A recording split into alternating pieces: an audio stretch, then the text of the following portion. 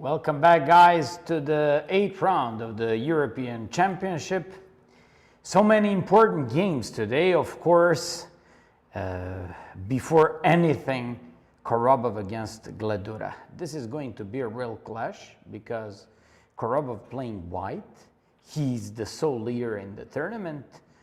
From another point of view, Gledura, young player from Hungary, who also is very tough, has very nice positional style, so it's gonna be clash between two different styles. Korobov, who's very dangerous when it comes to tactics and open games, and Gledura, who's more like positional and playing tough, solid chess. So let's go.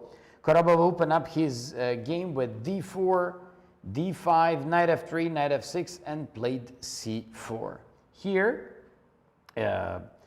there are so many options for black to take on c4, going for the Queen's Gambit accepted, go for e6, Queen's Gambit orthodox, or c6 going into the Slav defense. He went for c6 and opted for the Slav defense.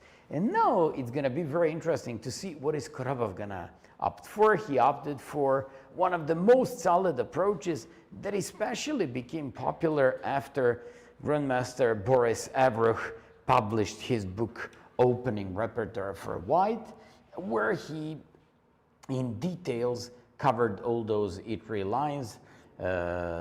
Soon after, you had a match for the World Championship title where both you had Magnus Carlsen, you had Anand, you had Gelfand, you had Kramnik, you had Topalov, who were using all these systems. And here, after one of the main moves, and definitely the most common bishop f5, Korobov opted for c takes d5. So after c takes d5, knight c3, now we have some sort of exchanged Slav without a possibility to develop the dark square bishop on f4 or g5.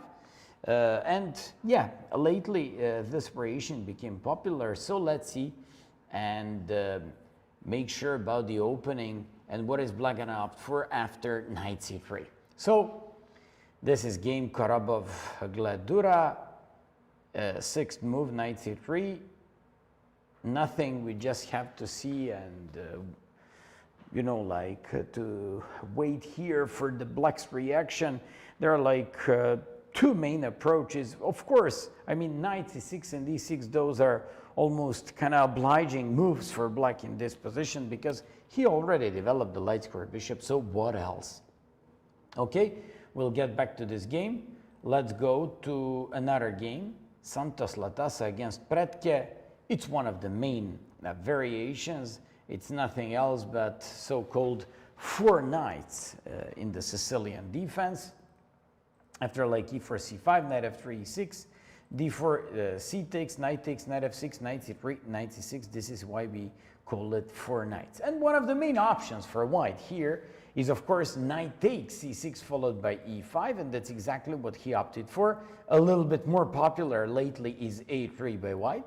So after knight c6, b takes c5, knight e4, queen c7, provoking f4. Why? So he can limit and restrict more the activity of the dark square bishop. After f4, queen b6, c4, bishop, knight to e3. Bishop b4 is the main move, king e2, and so on. But here, Pretke just went for knight e3, queen to d3, came up with this check, and now he's just taking advantage of the fact that the knight on e3 cannot be taken because it's pinned by the bishop on b4, and it's well defended and protected by the queen on b6. He is now threatening to take on c4.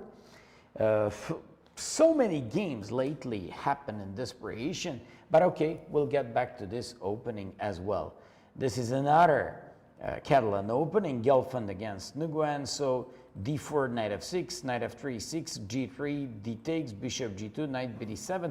This knight bd7 move, I read about it, recently, and it became very popular. The main idea about knight bd7 is to go with a knight on b6 and trying to defend that pawn on c4 somehow.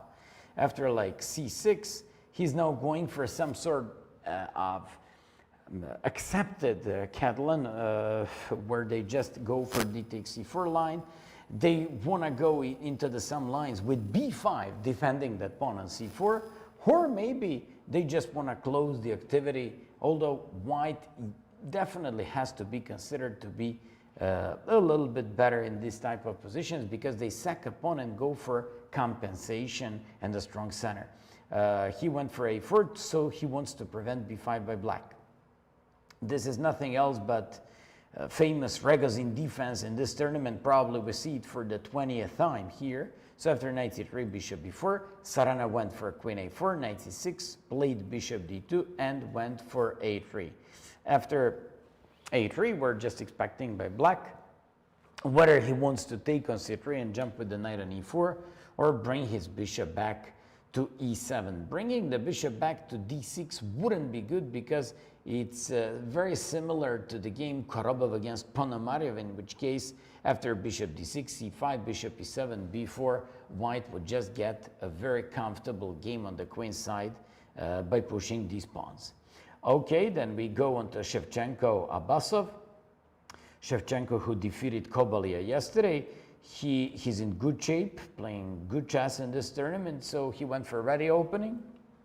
And after knight c6, we just have starting first moves of the English opening. Korkolos against Etienne Bacro, he just went for e4, and we're just waiting for Bacro's move for some reason. I believe that it's not that he didn't show up on the game, but most likely there is transmission error here. Then we have Ruslan Ponomarev against Frederick Zvane, so it's knight f3, d5, e3, and knight f6 and c4. So it's something always between ready opening and those systems where they just don't, whether they do or they don't want to go with d4. So after c4, a6, b3, bishop d6, bishop b2 castles, it's white's turn. Usually those who don't want to come up themselves, you know, like, and commit themselves with any d4, they just go now for queen c2, and you always somehow keep a possibility of flirting with some g4 and rook g1 ideas. Okay, it's if you're willing to go with a crazy chess and play something like that, but okay, let's just see how are they going to play and treat this system after short castle. Then in the next one we have Sargsyan Bernatsky, so it's nothing else, c4, c5, knight f3, main line of the English opening. This is Denis Kadric against Martirosyan. So what do we have here? It's modern Italian opening with early d3. Then he went with c3, saving that bishop. Why did he save the bishop after d6? Because as soon as they play d6, they threaten knight a5, since we don't have any more knight e5. I already told you that. So now c3, so now knight a5 wouldn't work because of bishop b5, bishop a4, and hiding the bishop on c2. So after like h6, rook e1, castles, knight bd2, a5, very popular move in the past. Almost everyone at this point went for a6, creating a shelter, and they just want to put the bishop back on a7.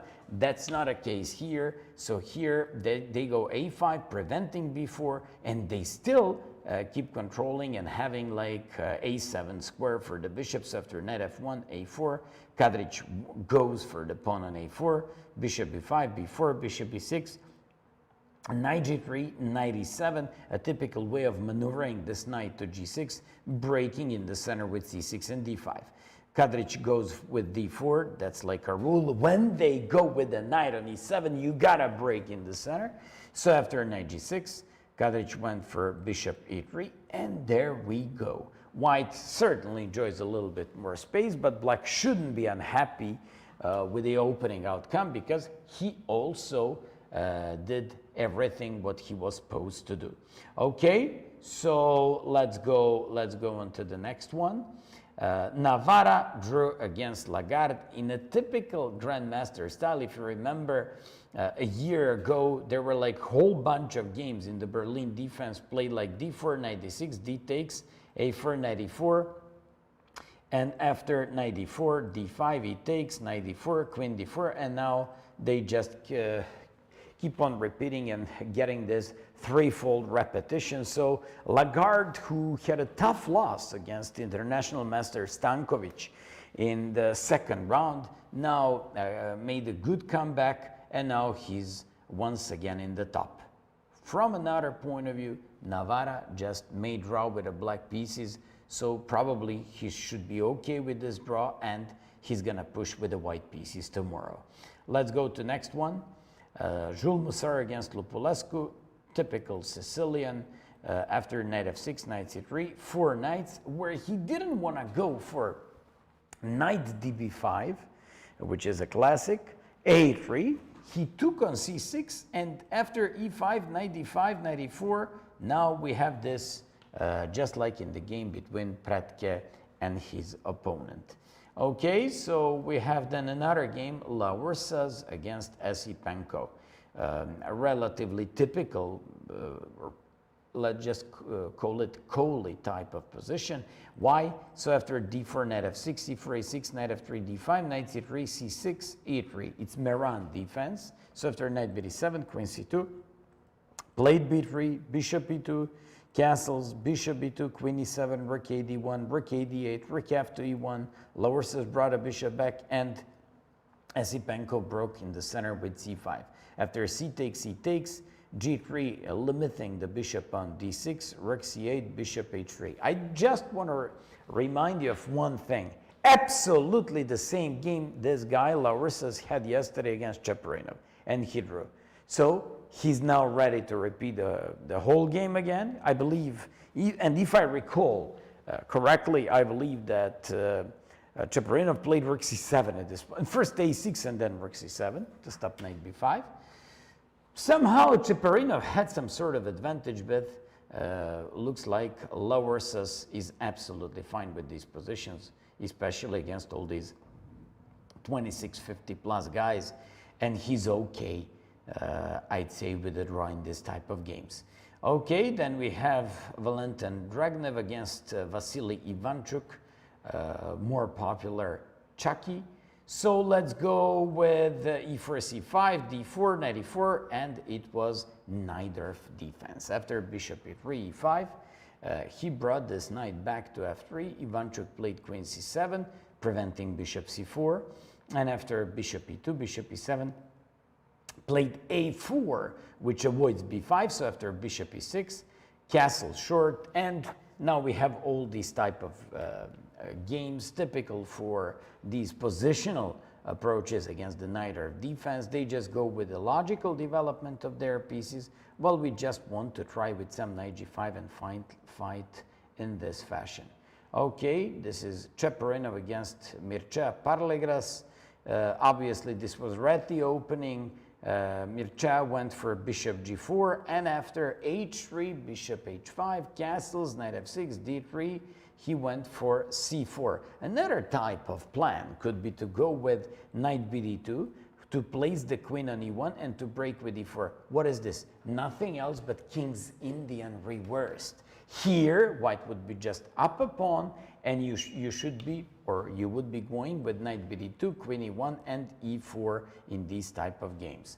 Although Cheparinov opted for a c4, queen b3, g4, takes, playing bishop f4, knight c3, and bringing this rook onto the c1. Relatively logical thing and play on the c file. So he just wants to go with some knight b5, afterwards to go with some knight d4, with some pressure in the center, and that's the way it goes. Now white just opts for some knight b5, bringing that knight to d4, threatening knight d4, threatening knight e5. In general, just making like better pressure along the c file and against the knight on c6. Okay, then we have a next game.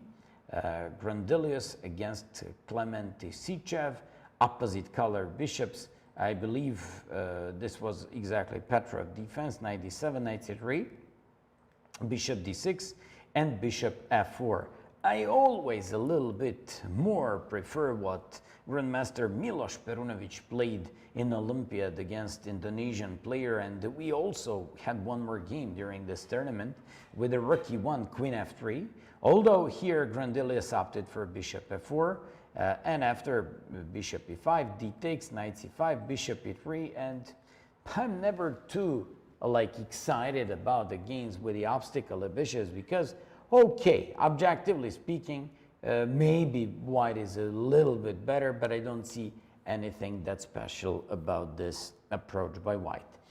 Although you always have to keep in mind when you play with the opposite color bishops and when all those heavy pieces exist on the board, then you just have possible attack on the king side in some of these ways. Okay, we just go with the next one, Gumulars against Injic. So Gumulars went for knight f3, knight f6, c4, a6, b3, b6, g3, bishop b7, and after c5, bishop b2, bishop e7. What is this? This is a type of hedgehog variation that is going to arise. Most likely Gumulars is going to play castle, Injic will play castle, and now you have two options, to go with d4, capturing by either queen or by knight, because when you capture by knight, you just want to keep having an option of having like knight c3, so for example a6, and then e3, and when they go queen c7, f4, queen goes on f3, and that's the point. And then you just go with a g4, g5, extremely annoying for hedgehog type of games, or you just want to capture by queen, in which case your queen goes on f4, knight goes c3, rook goes on d1, and whether black actually depends on black's reactions. You go with e4 or just queen e3 straight away, followed by h3 and stuff like that.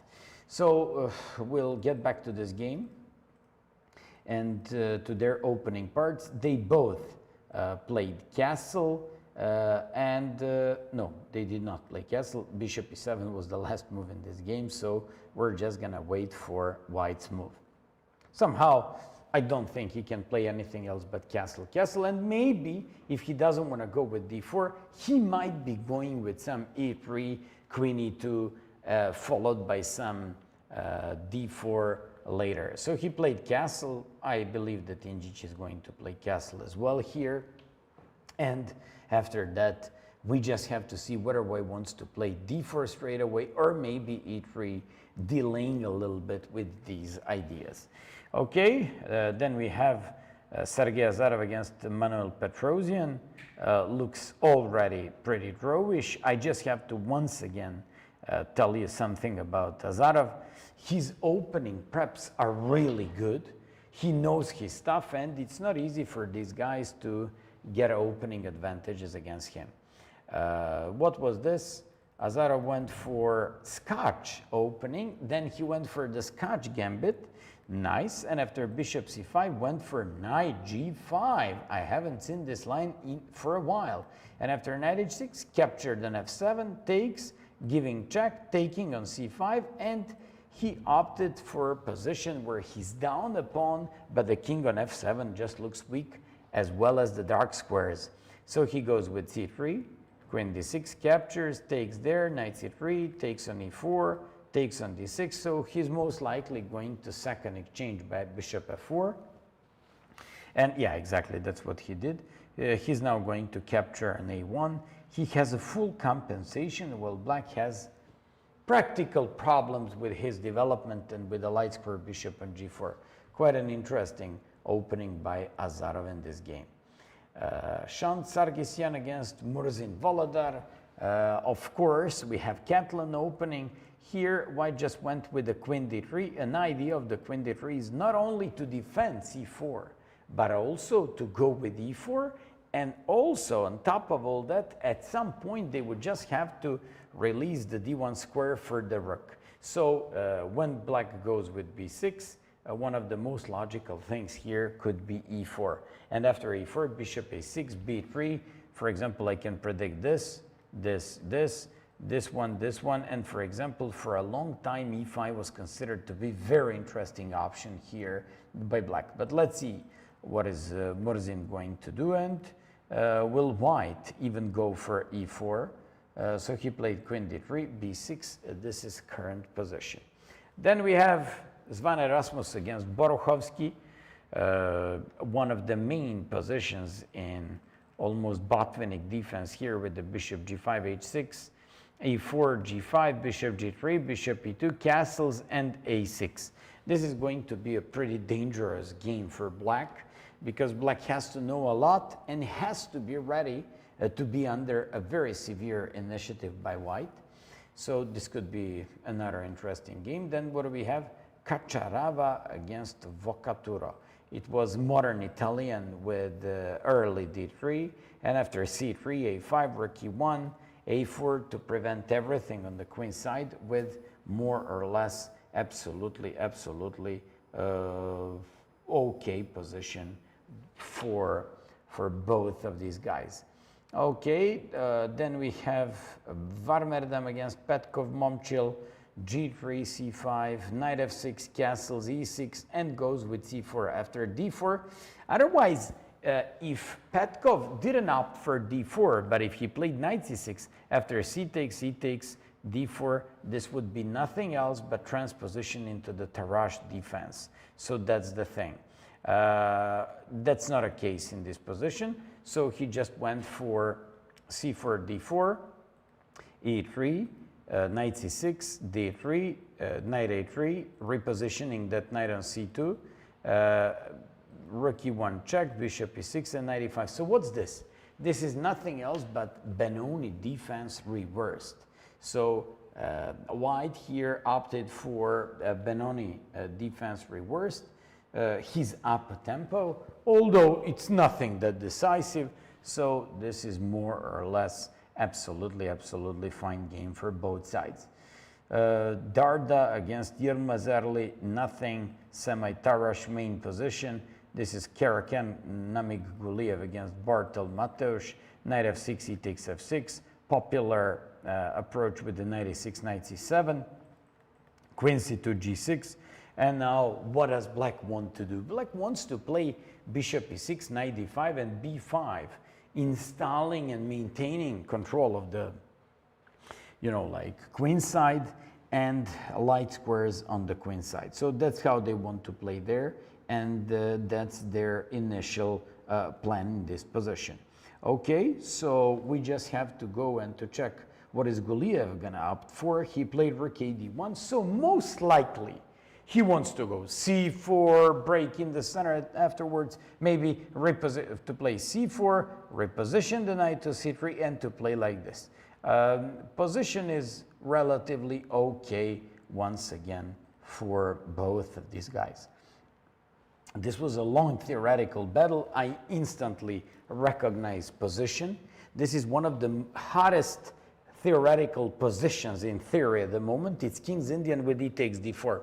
So let's see what's happening here.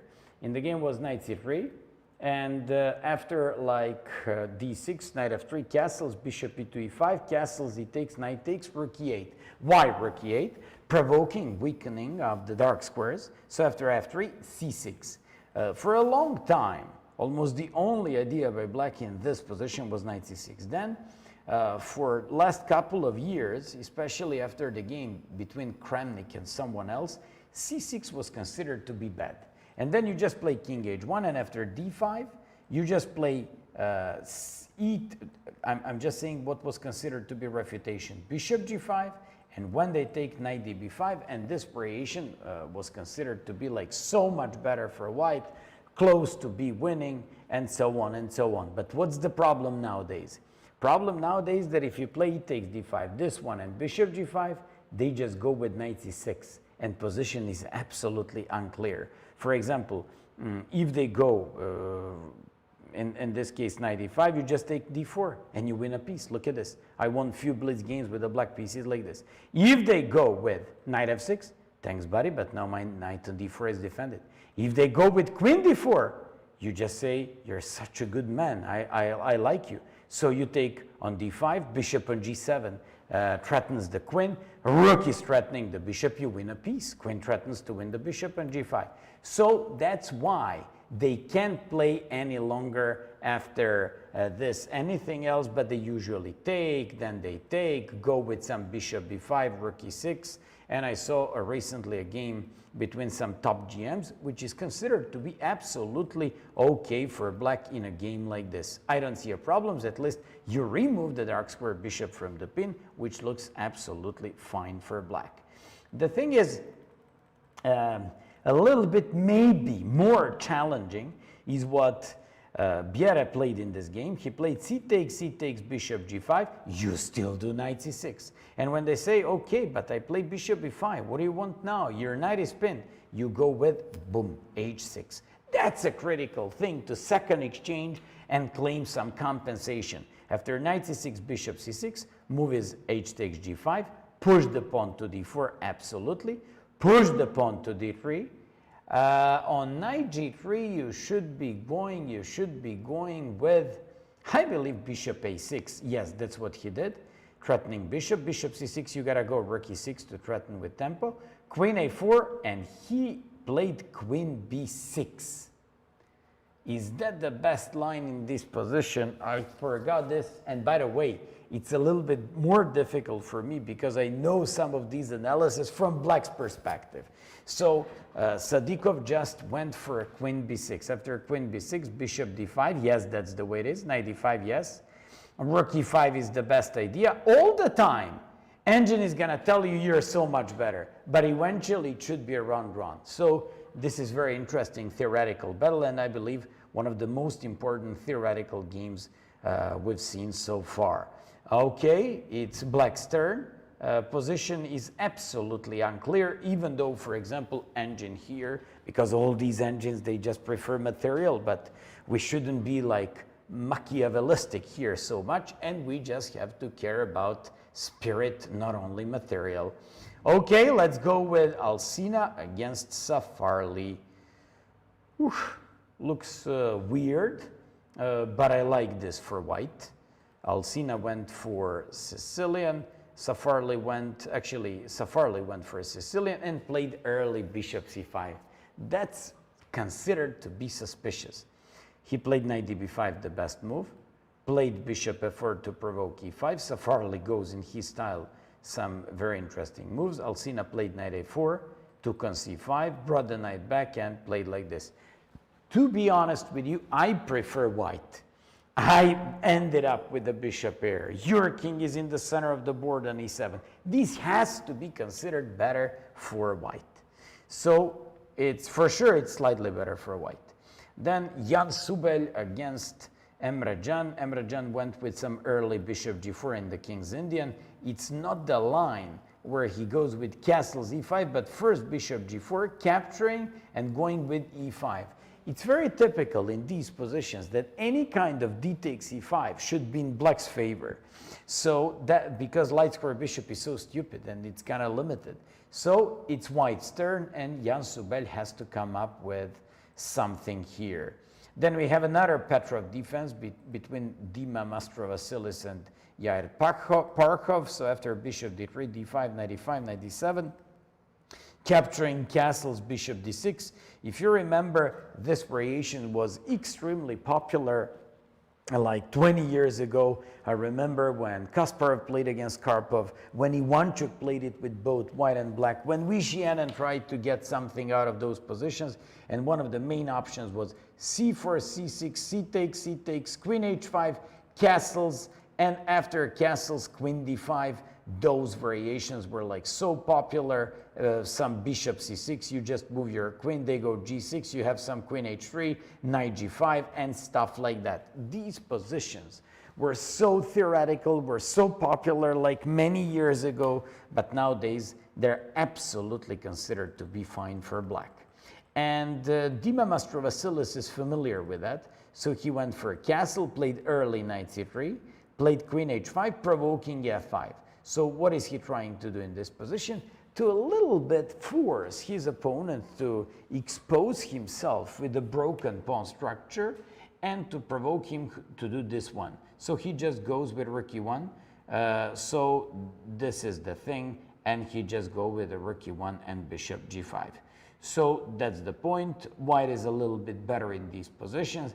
I'm sure still there is lots of theory in these positions, and it's still, you know, like one of the most critical positions, and it's going. So white probably wants to go with some bishop g5. Any g6 is just gonna weaken the dark squares around the king. So it's a slight advantage for white. Also, did you notice something? The deeper we go into the competition, the more we get Berlin defense, Petrov defense, more and more Petrov defense, and we even get some 4 knights in the Sicilian. Not too many knight of defenses. We'll see that in case black has to go for some sort of win. And you know what? As a dragon player, I'm very disappointed. No one plays dragon anymore on the top level. So maybe it happens we usually say in the second part of the playing hall, we call it shock room or intensive care, because only like most of these weakest guys actually play there. So you get those kinds of incorrect openings there. Okay, let's go on to the next one. Ahmadzada against Yergus Peshek. So this Yergus Peshek guy, he all the time plays some weird openings. He played Berlin, captured, played 96, and Ahmadzada was the first one who did something surprising here. It's an early bishop f1. He sends a message, okay, I'm not interested in boring 95, which leads to draw. Let me go bishop f1. Yergus Peshek says, okay, I'm going to defend my pawn on e5, and I'm ready to keep it up. After knight f7, very interesting idea, cementing his pawn structure by playing d6, rook b1, g6, b4, bishop g7, and after b5, knight e7, bishop c4. Very interesting concept against the Berlin defense. Can these be something like completely new? I doubt, but at least I like something refreshing as an attempt against the Berlin defense. Finally, and at least something a little bit different in comparison to all those lines. Hovhannisyan against Giga Kuparadze. Kuparadze seems to be completely lost here. Wait a sec, I don't get what is happening here. Aha, yeah, looks completely lost, but actually it's mistake in the transmission. So after like d4, knight takes, he goes for time out of defense, and after knight c6, for example, this is what I used against a Serbian GM and champion for many years, Grandmaster Ivan Ivanišević. I took on c6 in the Serbian finals like few months ago. He took by queen, which is not considered to be the best. B takes c6 is just the best.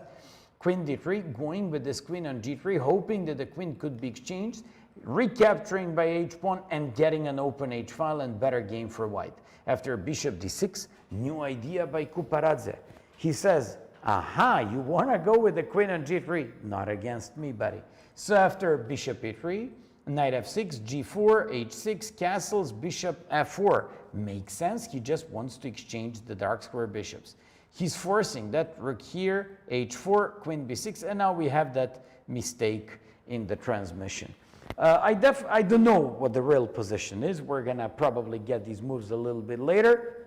But for sure, if this position happened on the board here, white has to go with queen b6. White absolutely looks long-lasting better in a middle game like this. Antic against Paul Velten, another Petrov defense. Why do I have to be right all the time? The deeper we go into the competition, the more we get Petrov defense. So after knight d7, knight c3, lately the most popular thing. We already have a game in this variation today. Bishop d6, and just like you see, Brkic goes with the move that I mentioned previously and that I know that Perunovic played in Olympiad and won a very convincing game. So he went for rook e1 and not like Nils Grandelius playing bishop f4. So rook e1, I'm expecting c5 by Paul Velten here, and then queen f3 is the main move. And in those positions, white is just a little bit better in a type of the game like this. We'll get back to that position. What is this? Asadli against Gurel. Another Petrov defense. It's crazy it's crazy. You either have to go with Petrov defense or Berlin defense, and you shouldn't have problems with the black pieces. But you know what? You also have to pretty much fit your openings to your style. For example, I'm going to tell you an interesting story, and maybe it's kind of anecdote. I played European Championship. I was playing against Markus Rager, best Austrian player for the last 10 years. And the guy was almost 2,700. And I said, okay, everyone goes with either Berlin defense or Petrov. Let me just do and try Petrov against him. My style was always attacking, full of initiative and craziness in my games. I went with the boring Petrov. Guess what happened? He destroyed me in 24 moves. So now you're going to say, okay, but you're bad. Okay, I am, but still, you definitely have to go with your opening styles and to match your opening repertoire and stuff like that. So it has to be compatible. You're not supposed to play Slav defense and to play boring chess. If you enjoy tactics, then you should be going for King's Indian, and vice versa. You shouldn't be go for King's Indian and Grunfeld if you're just a type of the Queen's Gambit Orthodox Slav, or just, I don't know, Nimzo type of player. So let's go here. Young Gurel went for Petrov defense. He's obviously happy with exchanging everything, going for Caruana's favorite line with the bishop f5, bishop g5, queen a5. Now black is threatening to go with some sort of bishop e4. I remember that here, one of the most critical moves by white lately was d5. For example, d5 could be very interesting. I suddenly went for knight h4. And after bishop e6, took on e6, queen g5, knight f3, and bishop brought his bishop back to h3. Queen c7, obstacle type of bishops, opposite color bishops type of a middle game. I don't think that black should have any special problems in a type of the game like this. And this is the problem, for example, lately with some e4 openings, because most of these lines are just forced. You just have to know really lots of openings, but the thing is, you won't be able to get anything if you're not cutting edge prepared, or your games are just going to be like so boring. Anyways, let's just go with another thing. So we just have to go with, yeah, queen to d3, we know about this one. Idea is to connect his rooks in the back rank, push c4, and maybe even to go with some knight g5 at some point. Let's move on to the next games. So this is the thing. What's Stoyanov Tsvetan against Paravian? This looks, as far as I'm concerned, a little bit better for white at first glance. What was this? Another Petrov defense. Guys, will you play anything else but Petrov and Berlin? And after knight c6, for all of you who are unfamiliar with this, Jacob Murray, Grandmaster from United States, was the first one who ever came up with the knight c6. An idea is, if you capture an e4, to just go with d5, and now you don't have an easy way and where to put your bishop back, because e4 fork is going to happen. So this looks very attractive, and you can't win the piece.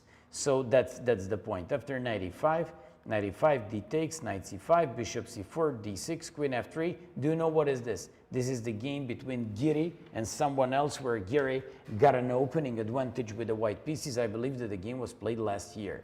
So after e takes, bishop d6, knight c3, bishop b5, cannot play c6, going with castles, queen d1, playing like this, winning a pawn back and winning on c7.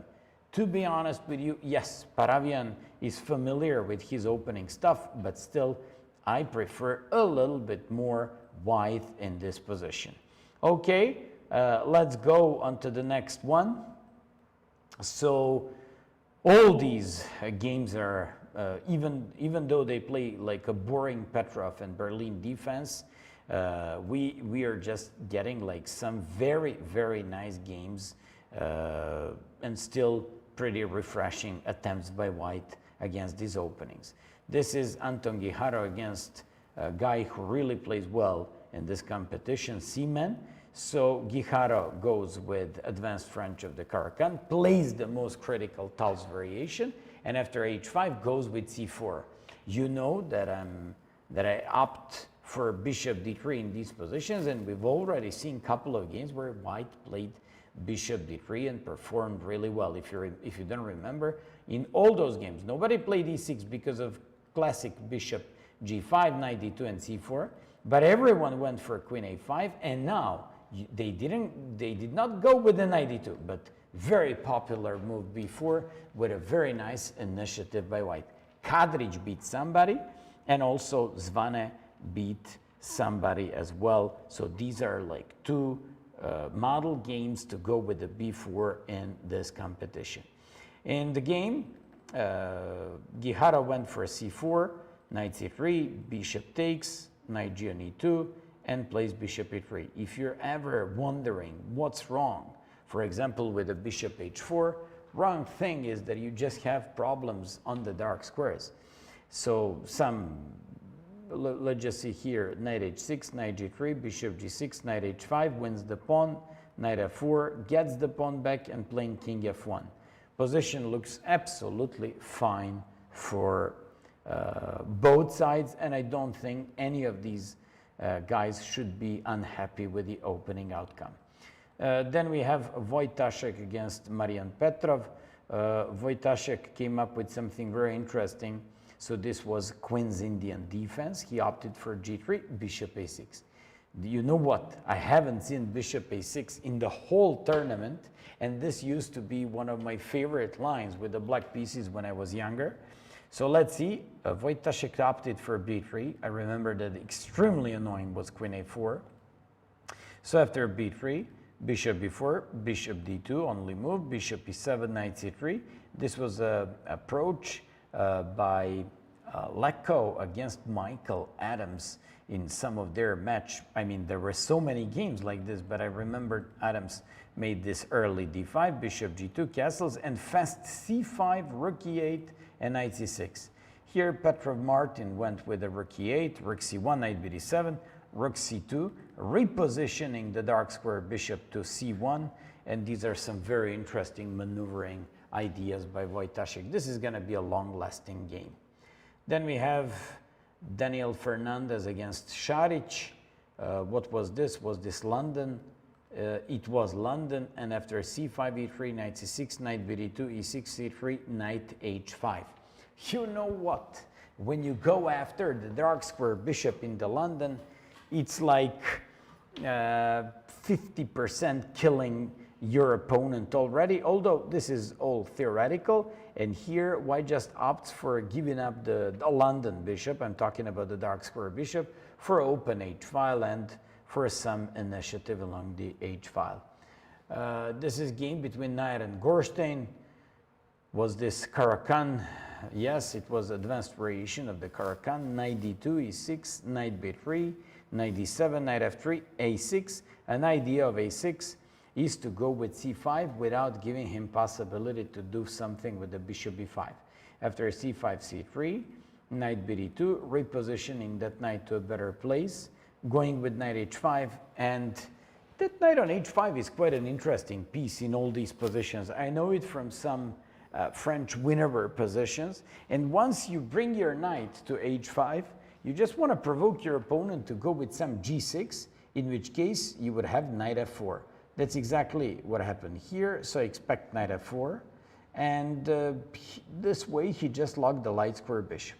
After g5, knight is going to get back to h5 and get a very nice position and game there. Okay, Donchenko against Blockberger. It's a typical Marazzi type of defense. So c4, c5, knight f3, it went like an English opening, and after e4, it went into Marazzi opening with an early knight takes d4. He opted for queen d3, bishop e3, and more or less, in all these Marazzi type of games, white just enjoys a lot more space, and that's why he's always a little bit better. Alexander Kovacevic drew against Vladislav Kovalev. Okay, and we have Dmitry Kollars, the guy who's in my opinion very strong, but in this tournament he's not performing well and playing not his, for sure, not his best chess. Although, is it his comeback? He's playing against young Samonenkov. Samonenkov played nothing else but accelerated dragon, bishop e3, knight f6, bishop c4, and that popular line with the rook e8.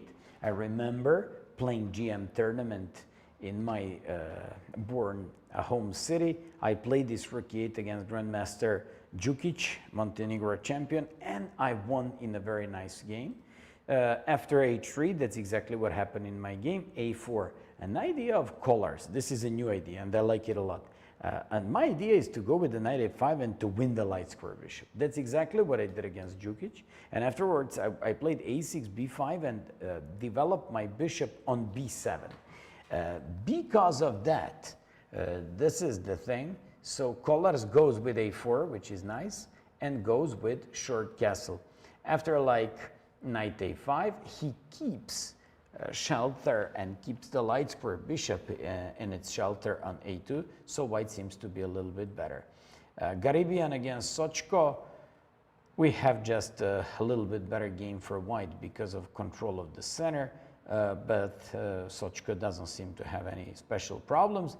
Velimir Ivic. Velimir Ivic is current Serbian champion, and I just have to say that I'm very excited and very happy that he finally came. He was in live, but I told him, you just have to be in like top 30 board so we can finally check some of your games. Velimir is theoretically always perfectly well prepared. Göker Khan went for a6, Ivic went for his favorite bishop e3 line, and after bishop e6, after h5, knight d5, goes with the queen d2. And I remember he played a game like this in the World Junior Championship this year. He's performing well in this type of positions. Velimir is white, he's a tiny bit better, and hopefully we're gonna be able to watch him more in the rest of the competition. He already qualified, which could be one of the reasons for a little bit more relaxing approach by him in this tournament, or at least first part of the tournament. So this is nice one. So let's go now. Let's get back to these games. This is Brandon Clark against Yufat. Was this Karakan, right? Yeah, it was Karakan, 2 knights, h3, Mindanao variation. After e6, the early bishop e2, and after g6, he just went with the d3. They usually go with some d4, and that's pretty interesting type of the game. This was King's Indian between Iskandarov and Nevednichi. So in this King's Indian, Fianchetto King's Indian, Nevednichi went for knight c6 and d5, which is considered to be pretty much equalizing. Although Iskandarov played d5, one of the most interesting approaches is d takes e5, queen d8 and bishop g5. Then Samadov against Kobalia. Samadov just goes with a little bit better game because he wants to prevent c5 by black in this love defense. After like bishop g5, knight bd7, played like this, and just like you see, it transposed into some sort of Queen's Gambit Orthodox where they have these problems with c5 being played for the rest of the game. And so on and so on. So now I don't want to bother you with all these games. Garyachkina, she's playing a hyper solid Slav defense with the bishop f5, where you win the bishop pair after this. But you know what? I absolutely don't see problems for black in these type of the games. Although all white players really enjoy to play games like this because they just enjoy the bishop pair advantage.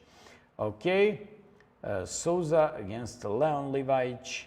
Leon Levic seems to be doing out of the opening absolutely okay.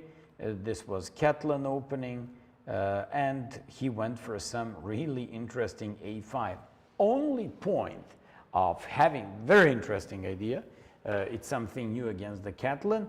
An interesting point behind a5 is it's aimed against b3 because of a4. And at the same time, they just want to have some knight a6 at some point. So this could be knight c3, c6, knight e5, b6, b4, and now they just go into some sort of position where white has control of the center, while black just wants or needs to break in the center with e5 or c5. Mujdelishvili against Royal Shreyas. So this was some Rouser, Sozin, and after this, knight c6 castles, queen e1, traditional approach by white in these positions with e5. So after knight d7, queen d2, bishop h6, very boring type of position, but white looks a little bit better in this type of the game. Tornikia Sanikidze against Nesterov. This was Ray Lopez.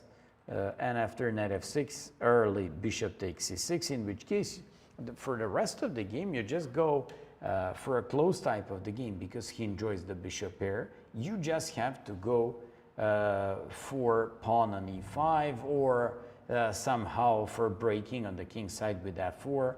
And in this game was b3, bishop e2, and stuff like that. Okay. We've seen how many games? Sanikidze against Nesterov. We've seen top Sanikidze against Nesterov. Top 48 boards. Can you imagine? Let's see just two more. Let's just see two more so we can just circle on number 50. Pavel Teklov against Badelka. We've seen this type of game already in a game of La Ursas. It's right at the opening. It's very similar to that one. It's a little bit better for white. No special, not a special, you know, like advantages by any of these sides are. That's the way it is. Okay, so this is the thing, and we have like 50 at board. Adam Kozak, Wise World Junior Champion against young international master Stankovic from Serbia. So this was, if I'm correct, this was Sharahanig Gambit. Sharahanig Gambit, there we go. C takes, queen a4, bishop d7, capturing, knight f6, bishop c5, knight f3 castles, e3, queen e7, bishop e2, knight c6, rook f to d8. You know what?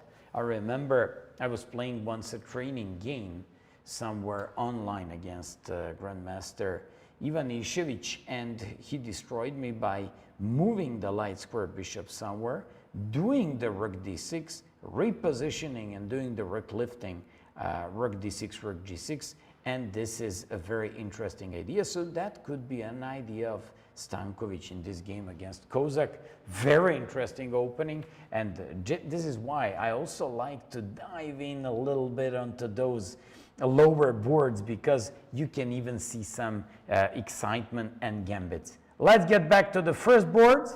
Oh my goodness, in the meantime, so many draws. What is this? Look at this. Korobov made the draw against Gledura. Wow. So he made the draw after just few moves. Then Santos Latasa against Pretke, they drew the game. Gelfand Boris made the draw against Nguyen. Then Sarana is fighting hard, and Sarana is doing really good against Kuzubov. I really like his position. He's got a bishop pair, he's got that knight on e5, potential, you know, like attack and initiative on the king side, and that's the way to go there. So let's just see. d4, knight f6, knight f3, d5, knight c3, bishop b4, queen a4, knight c6, bishop d2, Sarana captured. I spoke about this moment. Would he play just like Ponomarev against, I mean similar, it's not the same position, but it would be the same idea where Korobov just played like this and played b4 and went into the full initiative.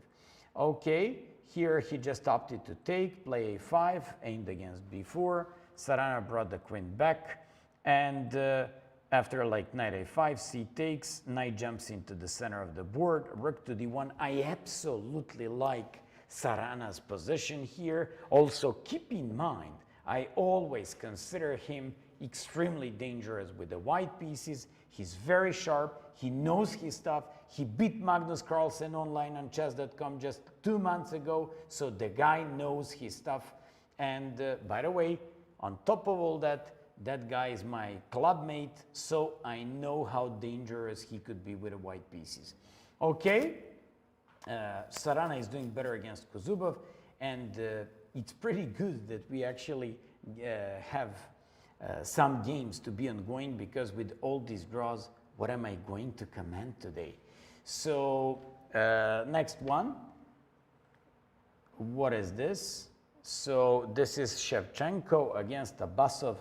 Boring game, maybe a little bit better thanks to the bishop on g2 and open b file, but nothing special. Korkolos against Etienne Bacro. Korkolos looks better. Korkolos looks better. This is French variation. Yes, it was French. Bishop g5, bishop f6, g takes, bringing the back. And whenever you exchange the light square bishops, you gotta be better.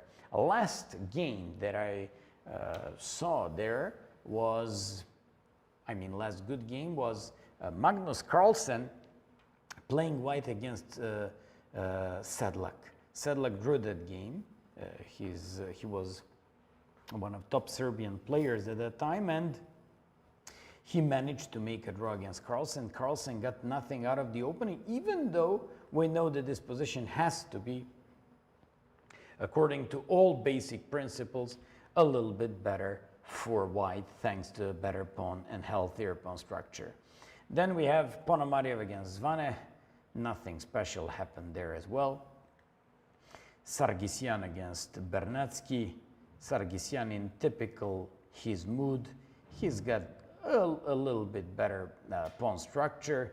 This guy has provoked pawn structure. These double pawns on c6 and c5, a little bit exposed. King on f7 and pawn on f5. Bishop on b2 does a good job. f4 could be an important square to penetrate afterwards with the knight. White seems to do better here. Then Martirosyan against Kadrich. Kadrich very, very nicely. He keeps on making an easy draws with white and black against all these top guys. He's performing really well, and I'm really proud of this guy. You had him a chance to watch him here. He was my guest, and the guy is really funny. Okay, Lagarde Navarra draw. Musar against Lupulescu. This is just a little bit better for white, but still a long way to go. Musar seems to doing better because he's got an option of, okay, knight d4 looks like a nice practical opportunity by black, because he just wants to get a pawn, you know, like to sack the pawn for the sake of activity of the dark square bishop. It's okay. Then we have Laursas against Esipenko. Laursas played bishop g2. And can Esipenko somehow take advantage of this queen on c2 and the knight on c3? Wait a sec. Maybe somehow Laursas is doing okay, or he's actually okay with this type of positions. But look at this. The pressure is like very serious. Knight on c3 is suffering so bad. Then we have Dragnev against Ivanchuk. Ivanchuk in a typical positional game without a light square bishop, which definitely pleases white because they have problems with the light squares. Parligras against Cheparinov. Cheparinov enjoys a little bit more space and the pressure against the c6 pawn, so this is better for white. Then we have Grandilius against Clement Isichev, and this guy said, okay, these are opposite color bishops. I'm happy to sack this pawn in order to give my pieces to breathe. Very nice d4 idea, because he doesn't want to go with like c6, queen d7 and stuff like that. He goes d4, and if you take, then you have terrible dark square bishop, and he's got full control on the light squares. If you take by bishop, I believe he's just gonna go with the queen d5 and then go with c5. Maybe he can even go with c5 straight away, but I'm not so sure. Although this position absolutely looks okay for black. That's why I didn't like Grandelius opening choice there. This is Gumulars against Tingic. I spoke about this position, and I spoke about taking by queen or by knight. He captured by queen. He's gonna bring that queen to, okay, in this position it can even go on e3, after e4, h3, even though engines are always willing to award white for possessing a little bit more space, you just go with h3 to bring your queen back on e3, to put your knight on d4, to control the e-file, and it's always absolutely, absolutely playable type of chess, because this is nothing else but it's called hedgehog. Okay, so this is hedgehog and a pretty nice position for black, even though engines always are going to give white a bit of advantage there. Okay, so this is the thing. So after like Hazarov, Manuel Petrosian, they drew. Sargsyan against Morzin, we have e4, bishop a6, b3. Look at this. I exactly spoke about this variation. Morzin broke in the center with d5, knight e2, bishop d6, queen c2, queen c7, and now we have, you know, sometimes you even have some c5 ideas here by white. Not now. I'm just saying somehow at some point in some moments.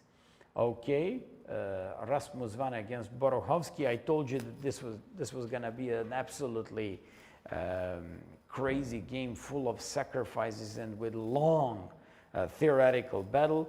There are so many nice variations on both sides, so I prefer white in this type of the game. So many draws today. For the first time in this tournament, we have how many draws on top 20 boards? Let's count. 1, 2, 3, 4, 5, and 6. And we have 6 draws on the top 20 boards. They already start to pay very much attention. Will they qualify or not? So the stakes are really high. This is actually a qualifying tournament, final one. You already have like many of these players who already qualified, and now we're just waiting for another 23 spots. Also, there is like a pretty good prize fund for these kinds of tournaments, so stakes are just really high. Okay, so we're just waiting and to see what's gonna happen in other games. In the meantime, let me just see if you guys have any questions in those chat rooms. Nothing. Okay, so nothing. I'm just seeing that. Okay, so far so good. Sarana is having a bishop pair advantage, more space, knight on b3. It looks, to me, it looks a little bit, you know, like placed on a b3 and does nothing. Maybe it supports some c5, but I don't think it could be anything that dangerous there.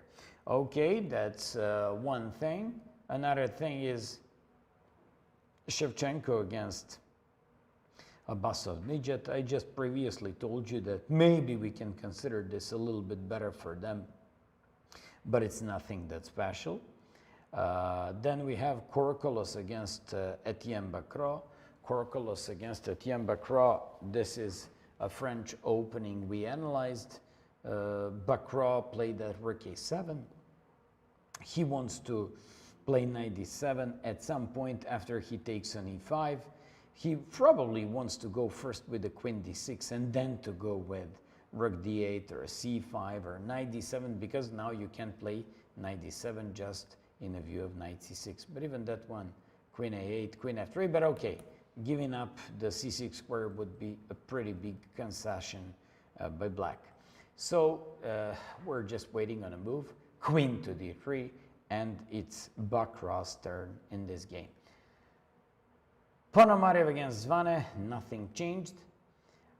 Here, Sargsyan keeps on increasing his positional advantage in the game. I really prefer white. I really enjoy his pieces. I like that bishop on b2.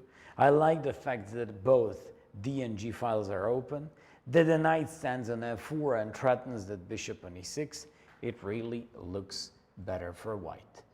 Martirosyan drew against Kadric, we spoke about that. Navarra against Lagarde. Knight d4 was moved by black, so white is taking his time, should he take it. Laurusas played bishop g2, and after bishop g2, just give me a moment, can black somehow pressure with the queen c5? If queen c5, rook c1, right? And then some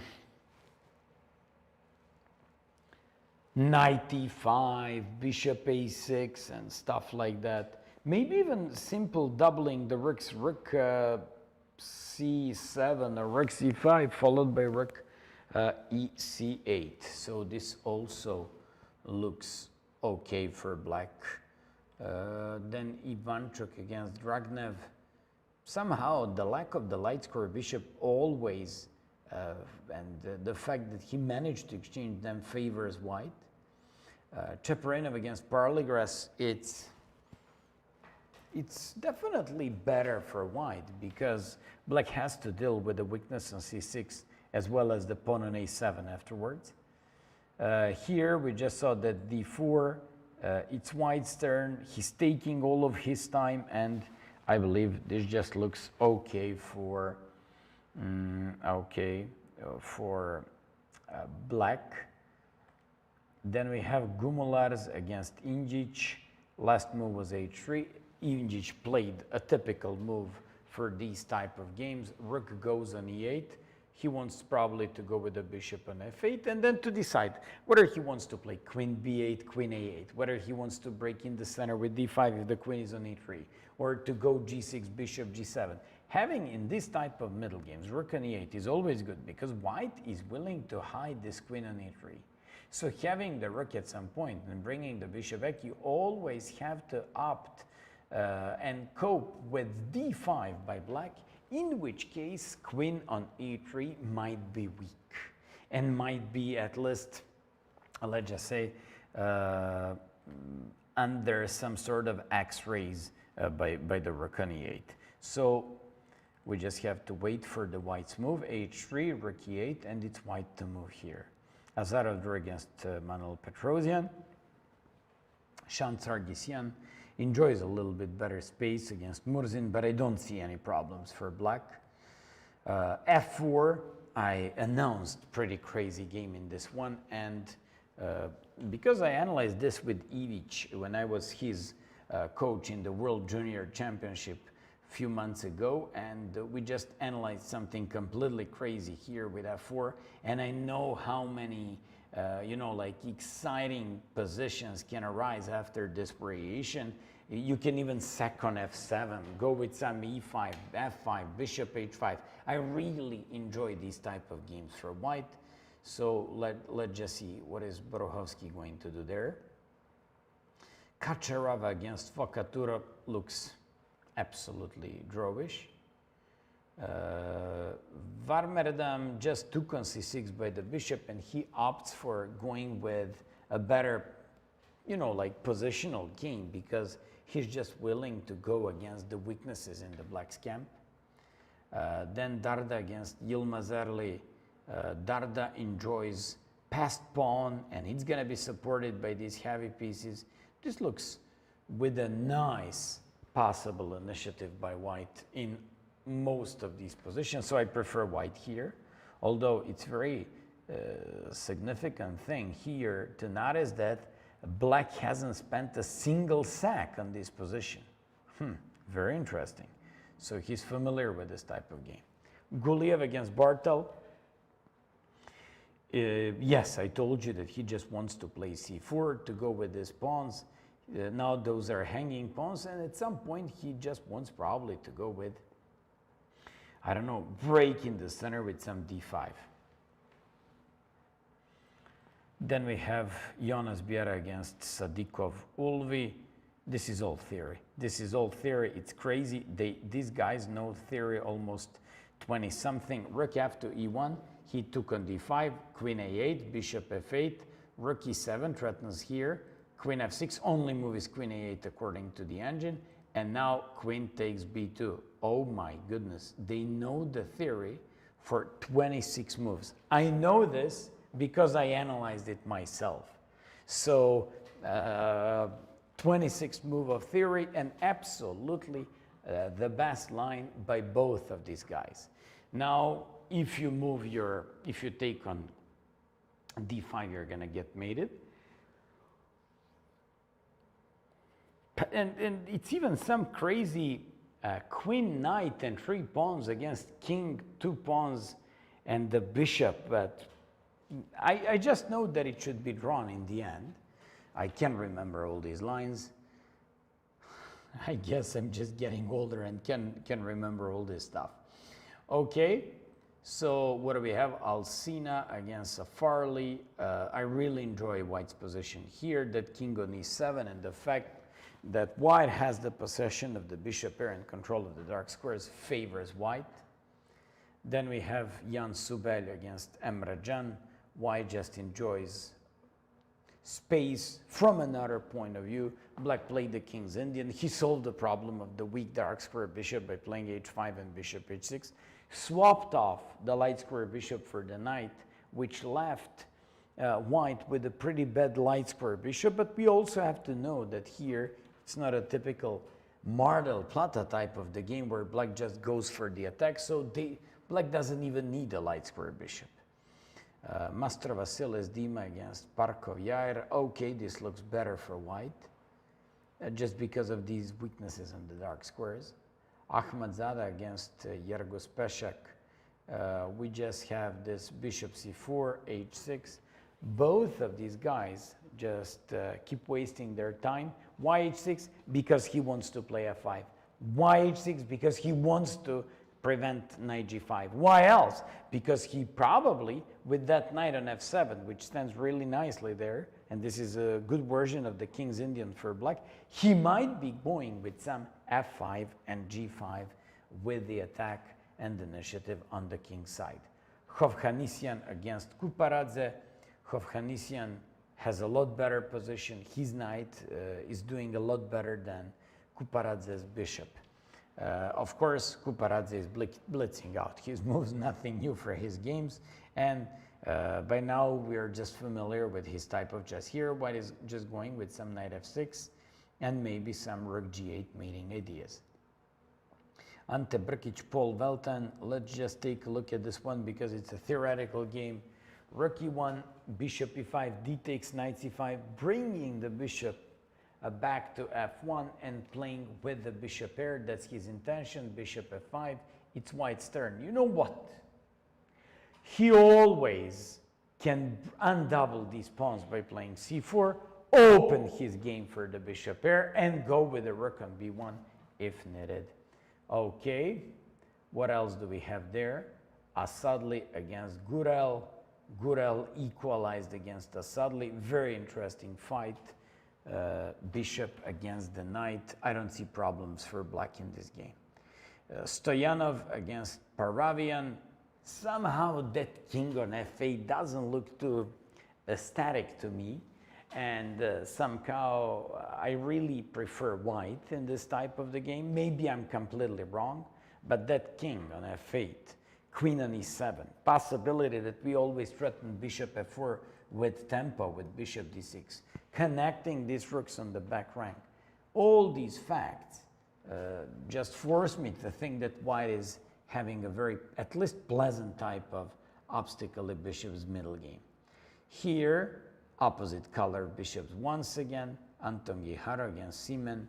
Quite an interesting game. Wojtaszek against Petrov. Wojtaszek probably should be going with some f4 or moving the knight from c3 to over support and control a knight on e5, maybe knight e2, knight e2 followed by knight f4, or just f4 straight away. Okay, what else do we have there? Fernandez against Šarić, nothing normal, absolutely. Nair against Gorstein. Nair has very enjoyable type of the game. This g3 move is because of knight h4, knight g2, knight f4, and knight h5. placing that knight on h5 eventually. I believe that could be the plan of g3. Then we have Donchenko, Blockberger. This is nice for white.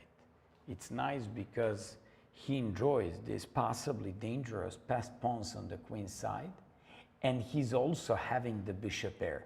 I definitely believe that this should be okay for white, and this is, from practical point of view, very difficult position for Blockberger. I'm saying from practical point of view because, okay, Kovacevic drew this guy here. Kollars is enjoying a little bit better position against Samonenkov. Garibian against this one says completely winning. Oh my goodness. So Sochko captured on a2. I can't believe. No, I also didn't see what was so wrong about that one. He's going to play rook a1, capture the pawn back on a7, and position is also even. Ivic against Gokerkan, last move was rook e8, then he played rook f4. Very typical type of move for these positions. He just wants to double his rooks and get an open f file. Let's get back to the starting and top 10 games. Do we have any on top 20 boards? We had 6 previously, now we have 7. Who's another guy who drew his game? So we have 7 draws out of top 20 games. Sarana is creating lots of pressure, and he keeps increasing more and more pressure against his opponent. His opponent Kozubov just went for bishop e6. Sarana probably should be going with some short castle and f4. But let's see what he's gonna opt for.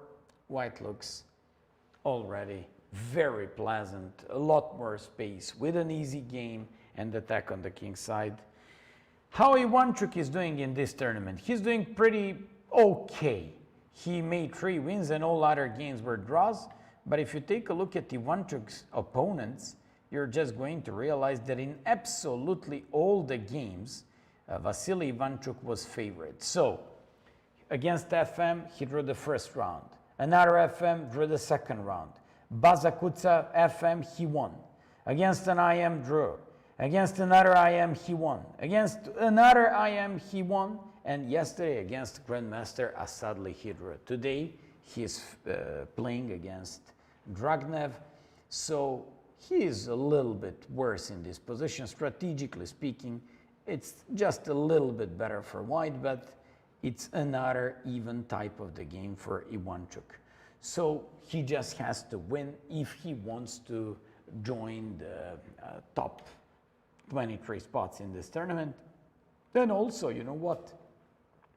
If he manages to win somehow today, he's gonna be white tomorrow, which would be like a great thing for him. Okay, so Laursas against Esipenko. Esipenko played 94. And engine says, you know that we don't use engines. We just use this eval bar. And this way we just get like a pretty good feeling what's happening on the board, but nothing concrete. So you always have to, you know, like be on top of your task and calculate like crazy. So 94, Esipenko just did this 94, keeps on pressuring this knight on c3, increases the pressure along the c file. Laursas is with a pretty serious problems here along the c file. Okay, so this is the thing. So let's just see what's happening in that game. 94. Really problematic thing for the knight on c3. I don't see how is he going to defend this knight. So knight c3 is under the pressure. Probably bishop has to take, in which case Esipenko might recapture by pawn and control the light squares there with absolutely fine game. Okay, Dragnev against Ivanchuk. Last move by Ivanchuk was knight f8. Does he want to go knight e6 followed by knight c or f4, or he just want, yeah, that's the point. But still, white is a little bit better. Chaperonov is increasing pressure against the c6 pawn, and he does a good job. And do we have anything else there? So do we have, yeah, Sichev played this d4, bishop d4. I told you about the queen d5, because who's gonna stop c5? Who's gonna stop c5? And afterwards d3 is going to fall. This is gonna be, in my opinion, drawn. So here, this guy played knight h2. That's not so usual in this type of hedgehog positions. Injic plays h5, knight f3, and he brings, oops, I apologize. So he brings the knight back on f3 to avoid h4, but at the same time he can play f4 now. I'm not so happy with that idea by white with the knight h2.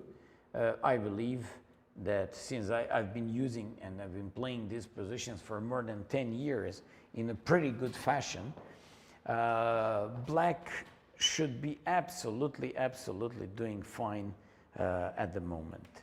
Okay, so queen b8, typical retreating queen move. He just wants to go with, I don't know, either knight c5 or break with d5. There are so many possibilities. That's why these positions are called hedgehog type of games, because you never know how are they going to break, and when they break, is it going to be dangerous or not. So this is the thing. Let's go with another line. Another thing is queen b8, going back with this queen, and yeah, I just got a message by a couple of my friends who saw something on Facebook, and they're just making fun of chess players. Like, the girl is talking to a guy and asks him, what are you doing? I was a sport guy. And what were you playing? I was a chess player. And now they are just making fun of us. Okay, so queen went on b8. He just wants to go with a knight c5, breaking in the center with d5. White's queen shouldn't go find its place on e3 because of some d5, bishop f8, and d5 breaks by black. So this is very interesting. Okay, so let's just keep on following these things. Yeah, I like Injic's position here from black point of view. Okay. Gumular's is his turn. Usually in these positions, especially with the white pieces, you spend a lot of time because you just have to decide which plan to go for. I saw an interesting message, so let's just go on to the board. Sargsyan is doing a little bit better against Murzin. Zvan Erasmus is doing for sure better in this crazy position against Boruhovsky. Kaczorava against Vokatura, it's equal.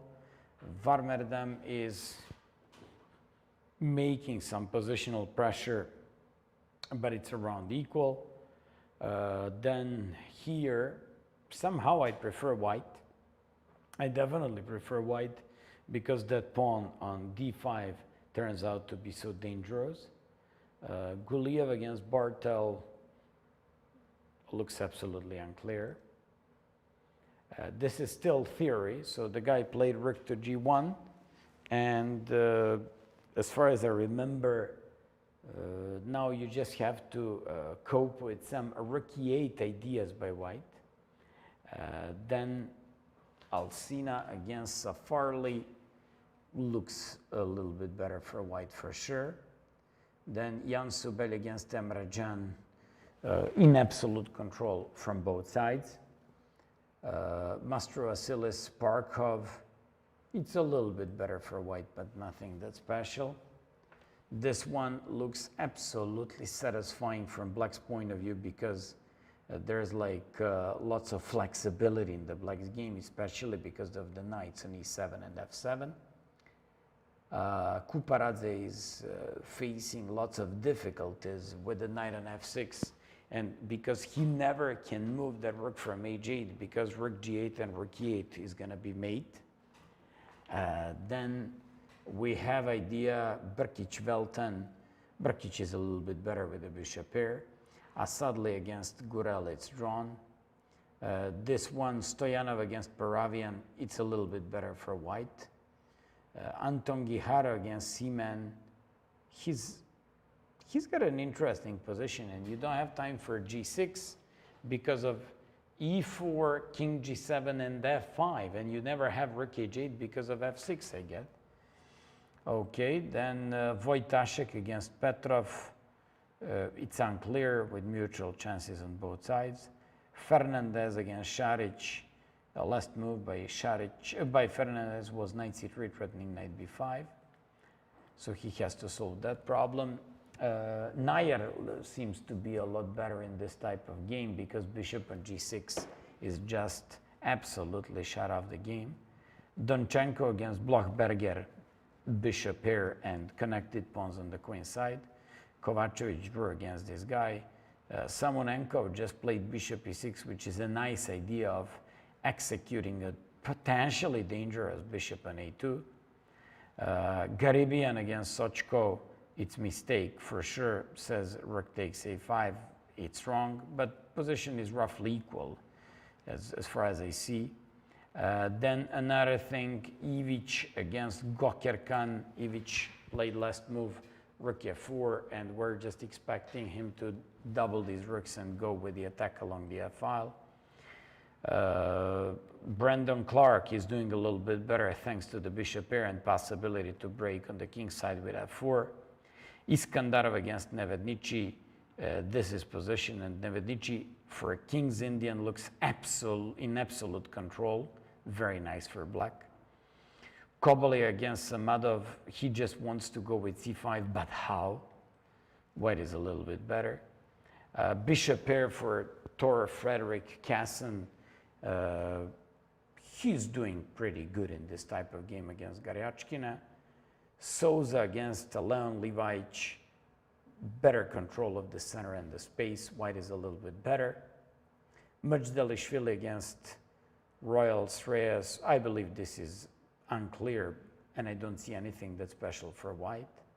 Sanikidze against Nesterov, it's unclear. Teklov Pavel against Olga Badelka looks absolutely fine for both sides, which means unclear. Stankovic is making pressure against Adam Kozak. So he played this bishop g4, possibly to move and to implement one of these rooks onto the king's side, and by using the rook lifting to attack. Gimpo against Suleiman Liaidin, it's roughly equal. Quentin Loiseau against Maurizio Marcandrea.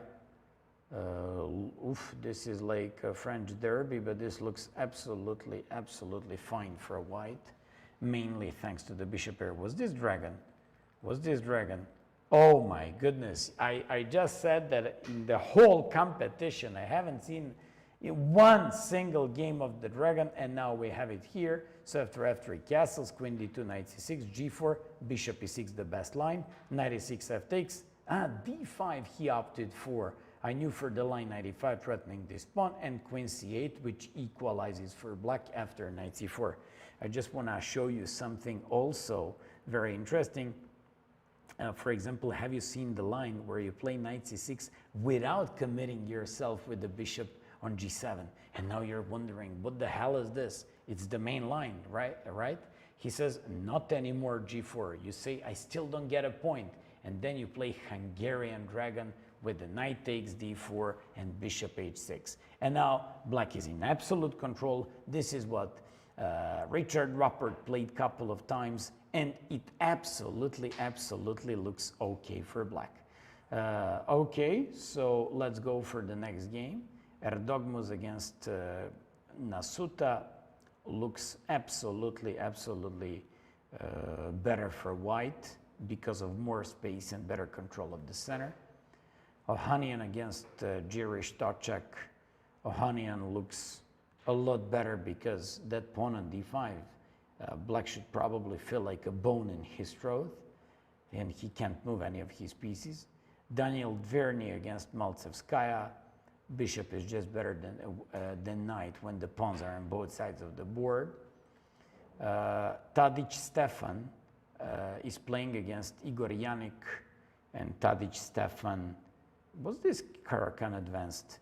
Let's take a look at his game. He placed advanced variation. He went for Tal's line. He played bishop d3 and played knight d2. Unfortunately, Tadic Stefan didn't go for b4. Okay, still knight d2, e6, knight e2. For example, Gajewski in his course said go with some knight g on f3 and play positions like that. Knight e2, queen a6, queen f3. I believe you definitely have to face any queen a6 with c4, and when they play bishop b4 threatening to take, you just go with b3 and your position would be in control. Tadic played queen f3, knight b3, c5, captured there, played castle, played bishop e3, and to be honest with you, I absolutely think that the black's position is fine. I don't think he played a good opening with white. Then we have Gavrilescu against Milan Zajic. Milan Zajic, who was in fantastic chance yesterday, he lost to Kuzubov, and he really had like so many nice wins and scalps against GM. Now Gavrilescu just plays knight f5. He wants to take advantage of the rook lifting and play rook to g3. White seems to be better. Then Stremavicius against Horvat. Stremavicius has to take. Rasulov Ugar against Vuk Damjanovic. Let me just see what's the point here. What's the point here? A takes, bishop b7, rook a5, rook a2. It's mistake in the transmission. So this certainly isn't a position on the board. Otherwise, Damjanovic would be winning according to these moves. So this is mistake in the transmission. And let's take a look at the game of Grandmaster Nikola Djukic from Montenegro, who the other day said that he won thanks to my analysis 2 games already. He keeps complaining about my analysis, but he keeps winning his games. Yeah. He once again does a lot better in this type of the game. He went for bishop b5, knight d7, knight c3, g6, a5, a6, bishop e2, and Djukic broke with b5, captured by knight, and get absolutely a lovely game on the queen side. He has a very nice game. All things considered, it's time to say, Maya, it's time for coffee. You are a guy who's actually getting tired. You're also a human being. I am. So let's just see. 5 draws on top 10 boards. Sarana is a little bit better. All other draws are just unclear. Then we have 2 more draws, Lagarde against Navarra and Azarov against Petrosian. You know what? We'll get back after the coffee break, and in the meantime, you're just going to be able to watch what's happening in the playing hall. See you later.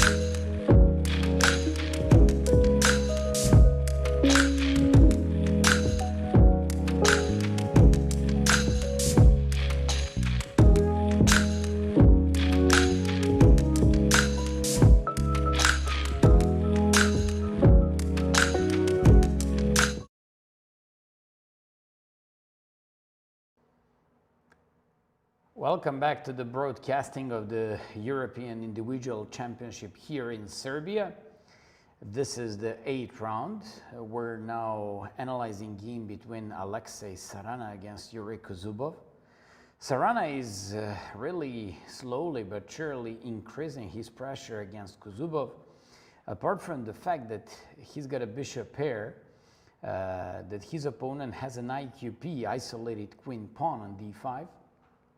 He also has a possibility of launching a possible kingside attack with some queen g3 at some point. So Sarana is doing a lot better in this game.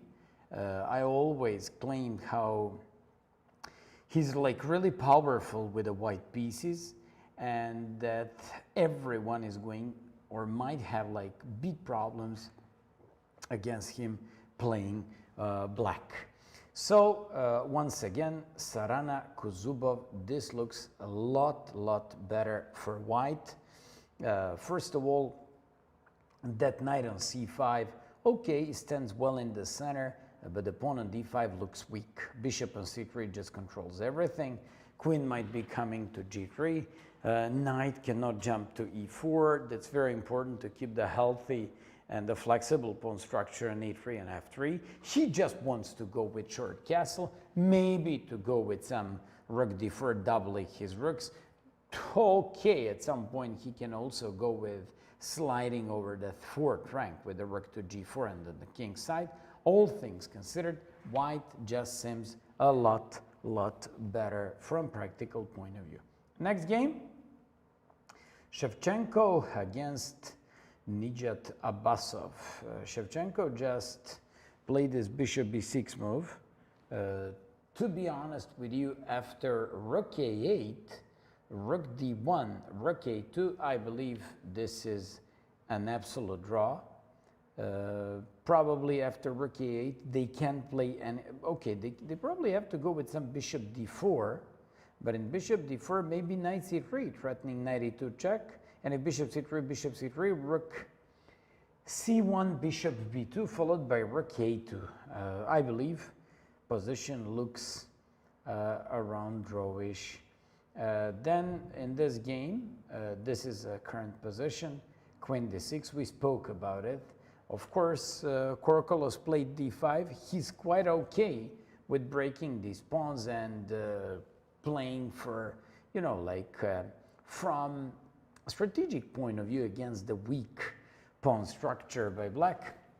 But in this position, after queen d6, this just looks a lot okay. I'd say that it tiny looks better for white in this type of the game. Okay, let's go with the next one. So it's around even, but maybe if I have to choose to whom to give advantage, I would say a little bit better for white. Here, Frederick Zvane drew against Ponomarev. So Sargsyan against Vrnjacki. Sargsyan has his type of position. He's enjoying the bishop pair. He's opening up the game for those bishops. He has to be a little bit better in a game like this. It's his type of chess without much risk to slowly grind down his opponent. So Sargsyan is doing a little bit better in this type of game. Okay, but Vrnjacki is in control, I'd say. Kadrić drew Martirosyan. Then we have Lagarde against Navarra drew. Jules Mussar against Constantin Lupulescu. He brought his bishop back to f2, which means that he wasn't interested in taking that pawn on d4 and winning that, I'd say, artificially to be up a pawn. He just opted for having a bishop on f2, fighting against the knight on f5 and playing a game like this. Maybe it looks a little bit better for white, but I don't see some special problems for black either. Okay, then we go with Laurusas against Esipenko. It's actually getting a lot and a lot better for black. Queen on c2 looks exposed. Knight on c3 is pinned. I believe Laurusas has very big practical problems to keep defended knight on c3, as well as not to have problems with the queen on c2 behind, by the rook on c8. Okay, let's move on to the next one. So Sipenko is a lot better. Dragnev against Ivanchuk. Ivanchuk is slightly worse in this type of the game because his opponent has like a very nice space control, but I don't see anything that concrete for white either, which means that the position is a tiny bit better for white, but nothing that special. Then we have Parligras against, Cheparinov against Parligras. Cheparinov is having like a very nice type of strategic advantage. I spoke about it the past couple of days, pawn majority. So what's the pawn majority? He has like 2 against 1 on the queen side. He's got a possibility, especially pawn majority is good when the queens are off the board. And here, he just wants to go with simply promoting and creating like a passed pawn on the queen side, and eventually trying to push that pawn and to create a passer and win the game. Then we have Grandelius against Sichev. He just played that move f3. For example, I don't see anything wrong with c5 and taking on d3. Rook d8 as well. This is absolutely equal game. Gumulars against Injic. Gumulars comes up with some very unusual type of moves for hedgehog type of defense. He played that knight h2, then brought the knight on f3, played knight g5, afterwards brought the knight back to e2. Maybe he wants to go on d4 and f4.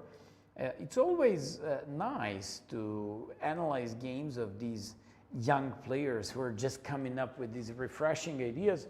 But you know what? When you play hedgehog, no matter what your opponent does with the black pieces, you just have fairly easy game. And I believe that Injic has like a pretty nice game, and it's always nice to have a hedgehog and to wait for your chance, for example, in mutual time trouble, and afterwards to push your opponent for a win.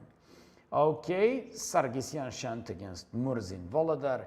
So it's up a pawn for black, but white has initiative. Knight on e4 is hanging. I also see lots of problems with the knight on d7 as well by rook on d1. So this position looks a little bit, not a little bit better. It looks from initiative point of view, and from white's point of view, I like it. This one. So this is absolutely a nice position for white. Bishop on a6 is somehow stranded there on the queen side. Knight on d7 looks possibly weak due to the rook on d1. Knight on e4 looks also kind of weak. So all things considered, I believe that white in this position has a very nice initiative and attack on the king side. Then we have Rasmus Vane. I told you about this position. It's gonna be crazy game, but when I was analyzing this with Velimir Ivic, these type of games and positions, we just realized that in all those correspondence games, there were like so many draws, but you know what? Those were engines who played those games.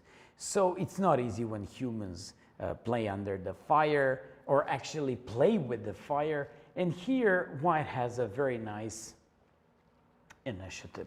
Okay, that's exactly what black is hoping for. He's just hoping for a crazy game where he could catch his opponent off guard, possibly, but if I have to choose the side, I definitely choose white. Then we have Kacharava against Vocaturo. Nothing changed so much in this position. It's full of maneuvering. It's pretty good maneuvering by white here. I don't think white is having any problems in this type of the game. He's just having control of the center, possibly on the king side to go for some sort of attack. So if I have to choose side. Here, that definitely should be white, but I don't see anything that problematic for black in this game. Then we're going for Varverdam, who in this game won a pawn, but he's got a problems with the light squares against the light square bishop. So it's absolute compensation by black in this game, and it's a very unclear type of position. Yilmaz Erli played queen e7 against Darda. Definitely I prefer white in this position. Definitely he doesn't have a way to create a passer on the queen side. I'm talking black, while white has that great pawn on d5. Although we just have to be interesting. Best blocking piece against the best pawn is always knight. And here, knight on d6 just controls that really, really well. Let's go on to the next one. Guliev Namig against Mateusz Bartel. Namig Guliev is down an exchange, although he's got a very dangerous pawn on d6. He's got a possibility to win this knight on d3, right? He even has a possibility to play queen c6, d7. Once again, cheers to my brother Jovelic. Thanks, buddy. So queen to d3 in this position looks okay for white, and it's absolutely nice type of advantage with two pieces against for the rook and the pawn. Okay, so we move on to the next one. Rook g1, and now Sadikov is taking his time. It's incredible. I believe that they were just blitzing out their moves, and now he's just trying to figure out what to do in a type of the game like this. That's a difficulty about this line because so many analysis here. So Alcina against Safarli, 2-4-6, 2-4-5. Alcina is up a pawn. King on e7 looks weak. Possible weakness on f6 as well. Yes, white has these double pawns, but I definitely have to say that I prefer white's position. Okay, Subelyan, he's doing great in this tournament. For me, that's quite a big surprise. He's a young Slovenian player, but looks like he's improving really a lot.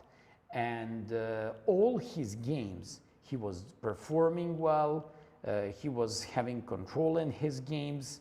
I really have to give compliments to this young IM from Slovenia and to say that I am pretty surprised with his skills in this tournament. So far he played Andriashkin, he won. Shekachin, he drew. Danielian, he won.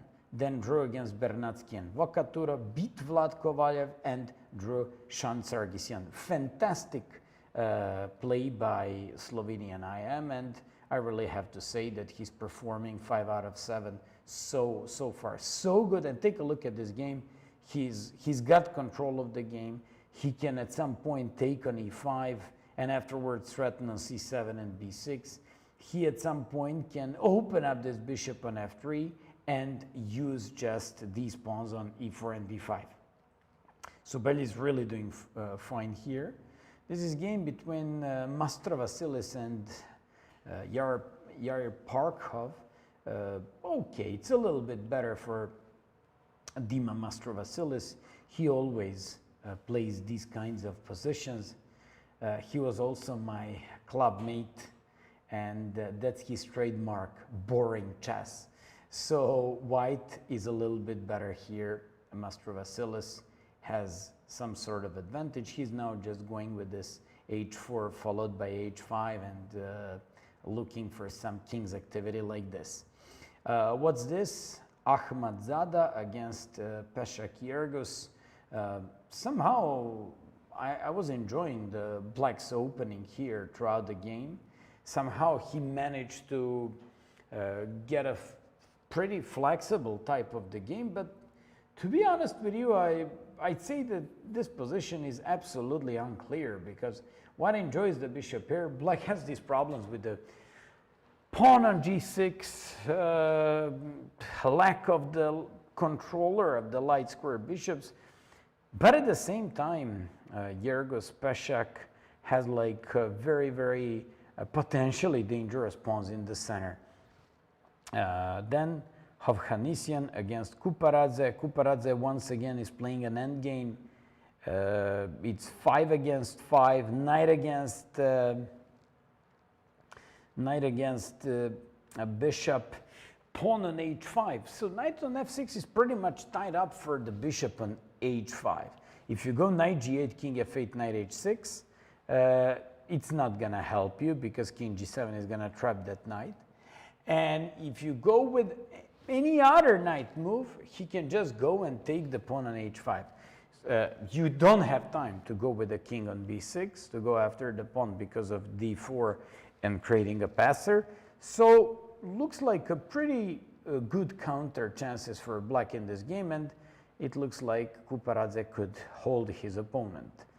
Brkic against Paul Velten. Brkic, I spoke about this guy, always good with the white pieces. He always knows his stuff. And believe me, he also has like a very stable advantage with the bishop here. And by playing c4 and undoubling these pawns, he knows what he's doing in this game.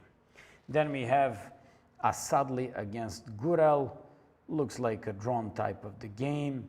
Bishop against the knight. Asadli has nice control of the game. Control of the game in terms of, I don't see weaknesses in black's camp except that backward pawn on c3. Black also has backward pawn on c6. Position is absolutely equal. Then Stoyan Tsvetanov against Paravian David. I all the time claim somehow Stoyanov was better, but I don't see how is he going to benefit from having like a better dark square bishop than the light square bishop, better weak on g1 than the king on f8, although white is the one who's got a little bit better position.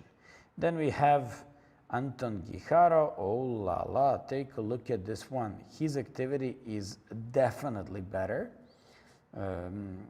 He's in control of the game. Bishop on f5 is doing a good job. King on e8 is pretty weak. Somehow black is suffering. Black is suffering because he has problems with the activity of his pieces. So I like here absolutely white, and I believe Guijarro won't miss a chance in this game. Radoslav Wojtaszek, knight f4, going after the pawn on d5. In general, I've been following Wojtaszek and his games in Olympiad here as well, and somehow it's not an easy and smooth type of chess that is always characteristic for him. He's so good. He's 2700 player. He was even 2700 plus and more. And Wojtaszek is suffering lately, so he's not like the old one, and he's probably out of shape. He in this tournament lost to Kovacevic. That was his only loss, but drawing against Bryakin, Brunello, Blockberger, he's like definitely a lot better than all these guys, and we're just waiting for this guy to get back into shape. Okay, but here he looks okay. Knight f4 goes after the pawn on d5, threatens bishop h3. He wants to go with the rook d2 and go after the pawn on d5. So it looks pretty position, I'd say with mutual chances, but maybe black has more weaknesses to deal with. Fernandez against Ivan Šarić.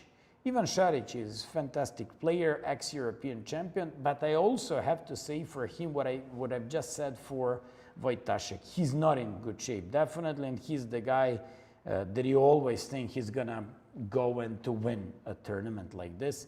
So he's not in the best shape.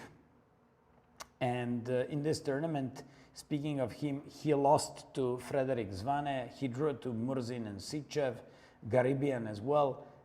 he's definitely better than these guys, and that's why I'm saying Ivan Šarić is certainly one of the top players in this tournament, and that's why I'm saying he's even for better results than currently in this tournament. Then we have Yevgeny Nair against Gorstein. Look at the bishop on g6. It has to be bad. Yevgeny Nair, he's somehow performing and doing well, and then at some point in the middle games he's losing his advantages. So the thing is, you should be going with queen d2 and bishop g5, exchanging the dark square bishops, opening f4 square for the knight, and that's how you want to have fight between strong dominating knight against terrible bishop on g6. So that has to be his idea. And just like I said, Nair plays good until certain point in these games, and then somehow he spoils his advantages. So far, he lost to Igor Yanik, drew against Livaic and Borokhovsky and Samonenkov, and today is such an important game for him. Gorstein, from another point of view, is doing really good. He only lost to Sargsyan, so this is his very important game. Donchenko, I spoke about this position. It looks a lot better for white. This bishop pair is really doing a great job connecting with these connected pawns on the wings, on the queen side. So white is a lot better. Probably some bishop c3 here. Oh no, sorry. Queen threatens c6. So he has to move the queen or to move the rook. So queen would have to move. Probably queen. I was, first I blundered queen c6 by black, and then I was about to say queen a2. But in that case, rook b5 would work for black, and that would be like a very, very big difficulty for black in this position. So queen a8, black threatens queen takes c6. Donchenko has to move queen somewhere. Keep in mind that black is also threatening knight d4. So this is a very interesting position. Looks like a lot better for white, but at the moment I don't see how is he going to defend this, but by moving this, maybe queen b1 in that case, but in queen b1 knight d4.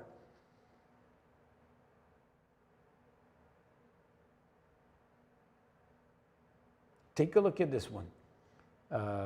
Black is threatening knight d4. Black is threatening queen takes c6. You can move the queen on the a file because of rook b5.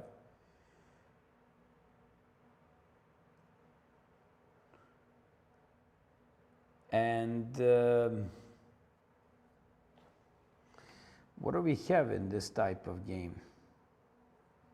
I don't know what is he supposed to do in this position.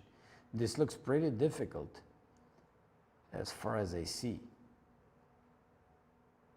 Take a look at this one. Okay, I don't know. Moving the queen to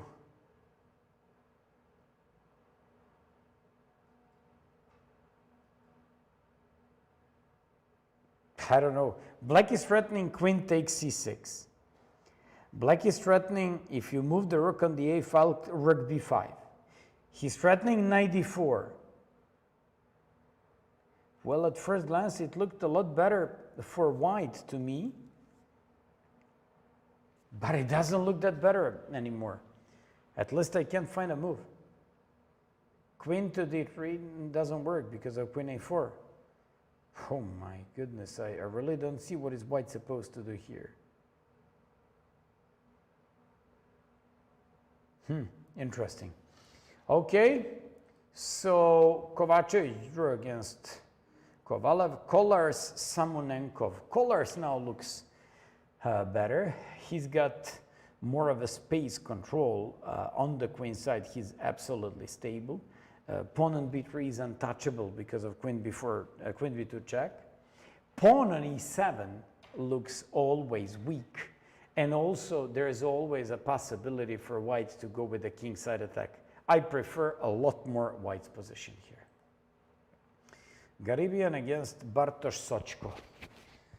Garibian against Bartosz Sochko, he's got problems with the d4 isolated pawn. Black is down a pawn in general, so Bartosz Sochko is much better in this type of the game. So once he grabbed that pawn on a2, he found a way how to simply keep and protect that queen and to remain up a pawn. Bartosz Sochko looks a lot better in this position. Velimir Ivić against Göker Khan. So Ivic's position looks balanced and materially balanced in terms of and speaking material wise, but let's just see and let's just take a look at this game speaking from tactical point of view. Definitely Ivić has some sort of initiative. He can go with a queen on f2 and go and push that pawn up to g4 and go with g5 at some point. Another thing, for some reason, I believe that he's going to slowly but surely create pressure on his opponent on the king side, do some g4 eventually, even maybe sack pawn on g5 to open up the king and to go with the attack there. So Ivić is doing good. This a3 is a clever waiting move because he just sends message to his opponent, okay, let's see what are you going to do in position where I fill and enjoy a little bit more space, and are you ready to somehow spoil your chances in this type of position by making some move and making mistake. This is good practical decision, just to wait for your opponent. What is he going to do? Brandon Clark against Yufa is drawn. Iskandarov, Nevednici. It was a great position for Nevednici. Now it looks absolutely unclear, but I believe he was better. Now it's unclear. Then Samadov Red against Kobalia. It looks mutually complicated because pawn on c6 looks weak. Bishop on b7 looks weak, but somehow that bishop on f6, king on g7, d file, and the outpost d5 eventually for some of his pieces. Okay, this looks like roughly even. Then Kassenton Frederick against Goryachkina, it looks more and more drawish. Souza against Levic, very complicated. I played so many times games like this, and this king on h8 and bishop on f8, they seem to be like good enough defensive pieces for black. Although if I have to choose side to go for, it should be white. White threatens knight d6 and eventually to win the pawn on g7. He also should be going with rook cd1, supporting the d file and breaking maybe in the center with d5. Souza looks better.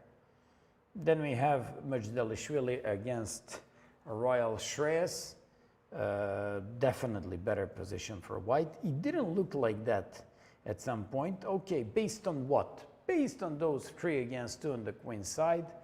Although that pawn on c6 does quite a good job because it constantly keep preventing any of the knight jumps on d5, which is like pretty good. Then we have Sanikidze against Nesterov.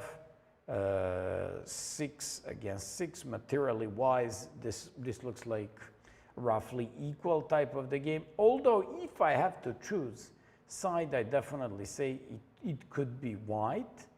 Maybe because of that strong bishop on b2 and strong knight on e5, but position also looks like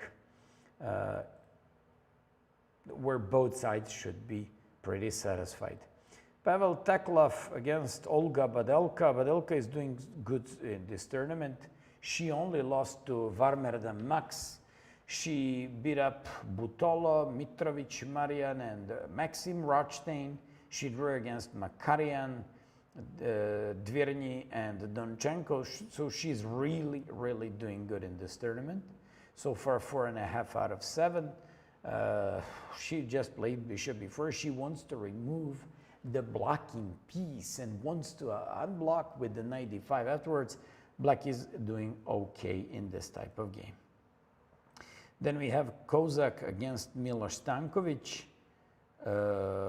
Surprisingly, Miloš is down a pawn, so can we say that his initiative somehow disappeared? Definitely. But on the other hand, White has lots of problems with the pawn structure. So White has problems with the pawn on a3, with the pawn on c3, with the open c and d files, and I absolutely believe this should be okay and holdable type of position by black. Gimpu against Sulejmanli. Sulejmanli yesterday was completely winning and he didn't manage to win that game. I believe against Nevednici, was it yesterday or day before yesterday, I'm not 100% sure. Here with the queen on g3, knight on f5 and bishop on b2. If I have to pick the side, probably that would be a little bit more white side. Okay, then Quentin Loizo. Here I was just analyzing something for you in this Hungarian dragon, but we're actually checking the dragon itself here.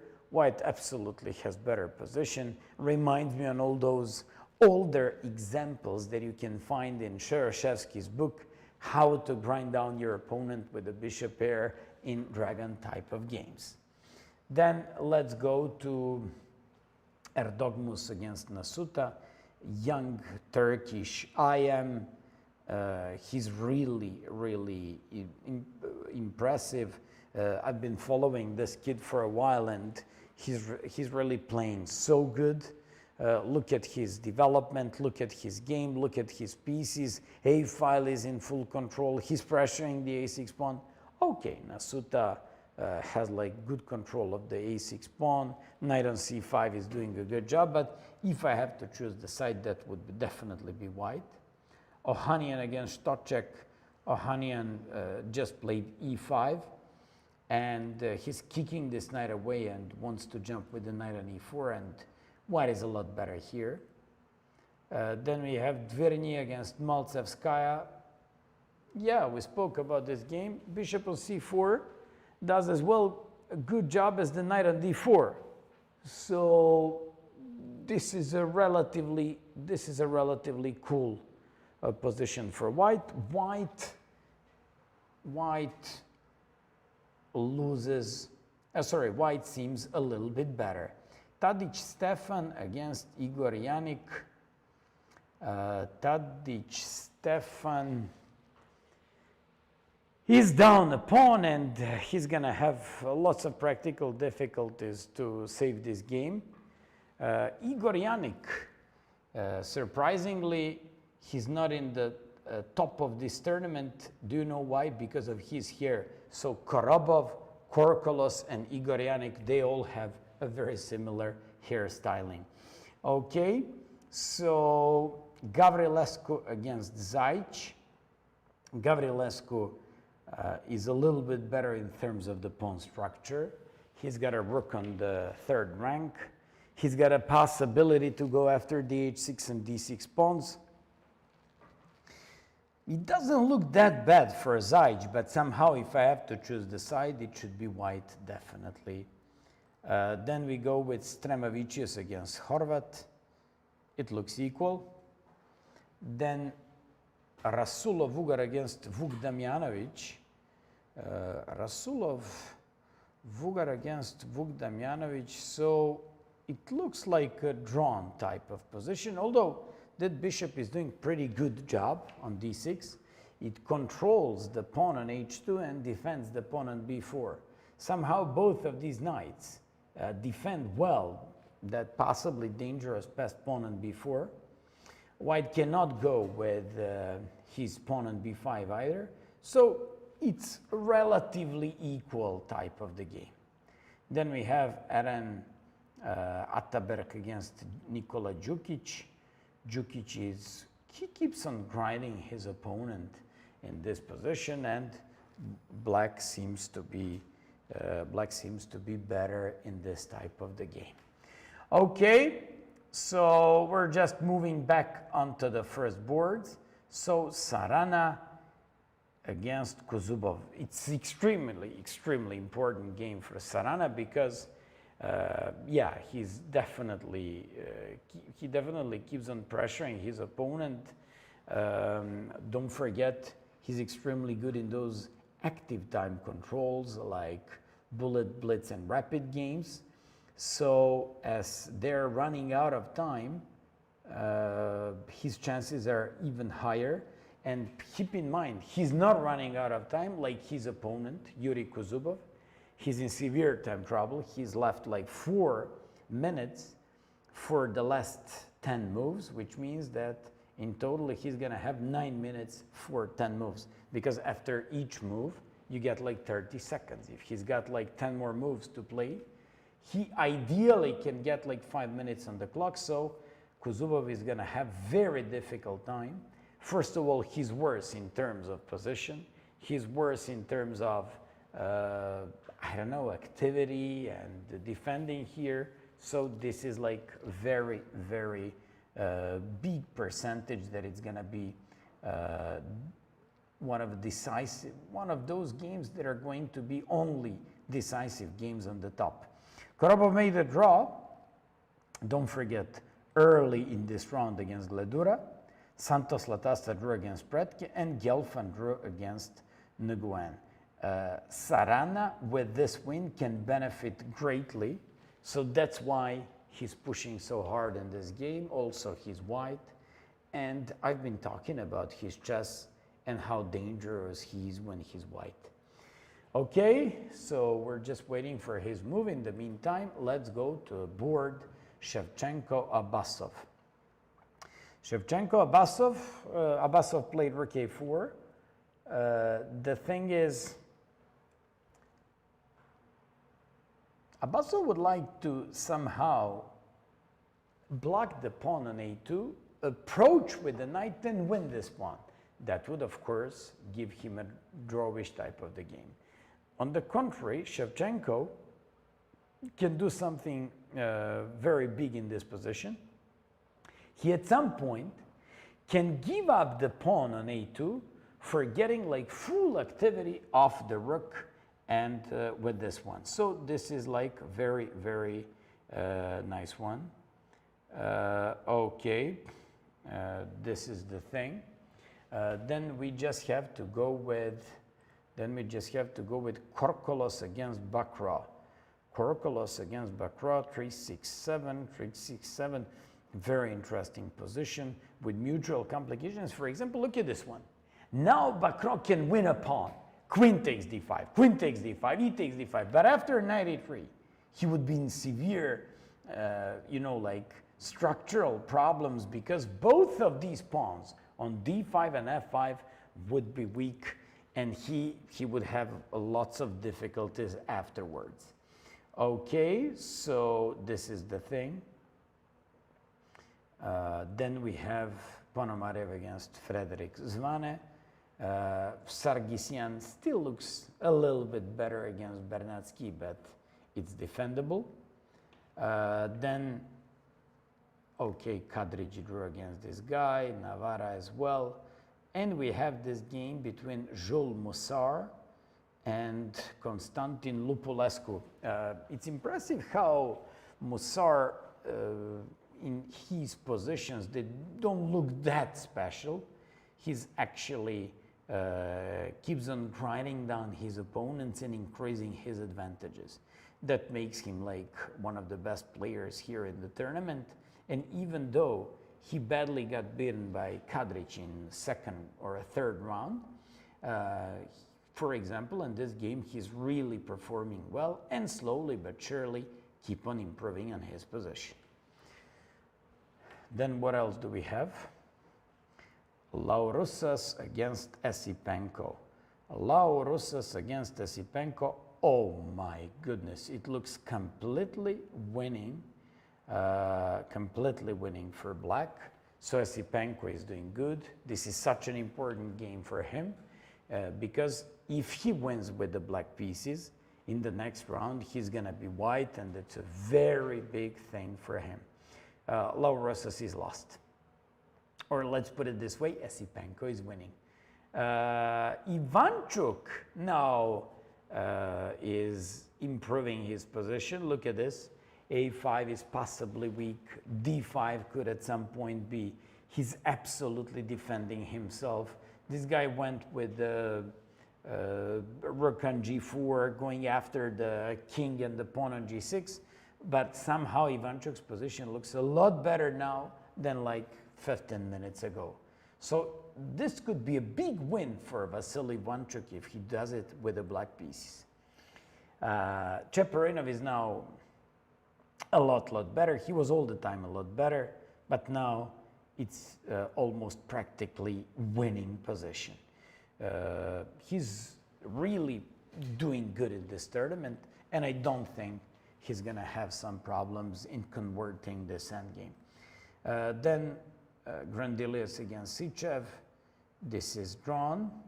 It's been draw all the time. Gumulars against Ingic. I told you that Gumulars had that practical problems with maneuvering with his pieces.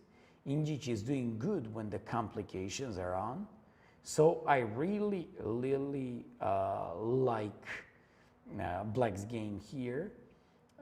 He can go with some bishop h6. He can go with some b5 now when the rook is on c8.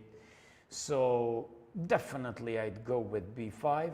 I wouldn't even take so much time going with the b5 because b5 c takes and then you can just play knight c takes e4. I'm just talking about this one. Whenever you have an x-raise with the rook against the queen, that's an interesting idea. That's one thing. If you take, then just knight takes e4. That's one thing. Another thing is, apart from this, you can also go with a bishop h6, going after this knight and just playing like this. Then you can go with knight d4, knight d4, d5. No, that doesn't seem to be working. Knight e4, rook e4, d5. Somehow I would go with b5. Somehow I'd go with b5. Somebody said Esipenko crushing with black today. We already spoke about this game. He's winning. So it shouldn't be a problem for him to win that game. Okay. This is the thing. Apart from that, let's go with Azarov Petrosian. Then we have this one, Shant Sargsyan against Murzin Volodar. Murzin just played rook to e1. He captured, of course. Sargsyan won't play anything but rook takes e1. Then Murzin should be going with queen takes d6, but then he might be having problems with the pawn on c6. And look at both of these bishops. I really prefer white a lot more in this game. Some knight f5, some knight c6. White looks a lot better, as far as I'm concerned. Rasmus Zvana against Boruchovsky, he keeps on simply destroying his opponent. This looks almost winning for white, and I very much like white's position. And I told you ever since the game began that this is very dangerous line for black, and if you know what you're doing with white pieces, it's difficult. Here, Kacharava against Vokatura. Vokatura got some space control, which is nice, so he's a little bit better. Varmerdam against Petkov Momchil. It's been like drawn most of the time, so I don't think any of the sides can do anything that's special here. Darda Yilmazerli all the time looked a lot better for Darda, and it still looks better. So he can even consider at some point sacking this exchange and playing knight f5 because rook d5 doesn't work due to knight e7. I'm just saying to consider that as an option. I'm not saying to do it immediately.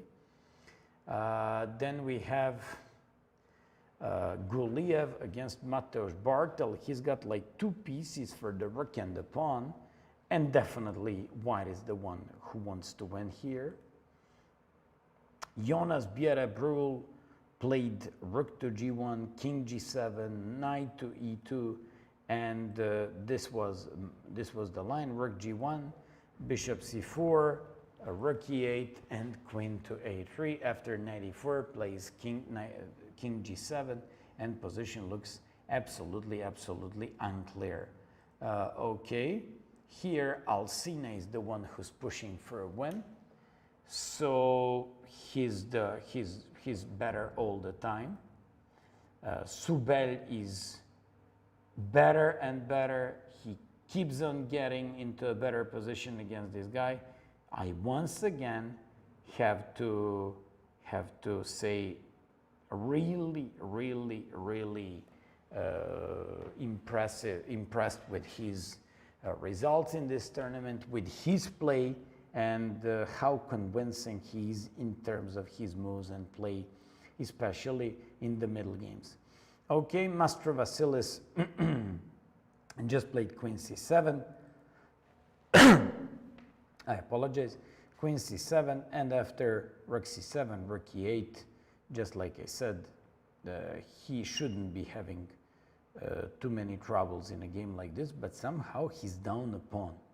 How is he down a pawn in this one? Just a moment. That's very unlike for Master Vasilis in his games. Bishop c6, he lost a pawn like this, played rook to a3, and now he's down a pawn. I so much believe in his defensive skills that I even believe that he could defend this one, although he's the one who's gonna fight to make draw. Akhmadzada against Yergos Peshak. Peshak is, well, he's not even up a pawn, but I'm seeing some king h1, rook d8. Also taking on f5, no, moving the rook to d8 and taking on f5 afterwards. That's a very interesting idea. So Peshek seems to be a little bit better here. Kuparadze is one step closer to draw. Look at his time, 1 hour and 50 minutes on the clock, while his opponent left on 19. It's crazy. Can you imagine to play against a guy like this and the guy is just blitzing out against you? Brkic is increasing his advantage against Paul Velten, which is like very nice. So this is a big thing here. Okay, what else?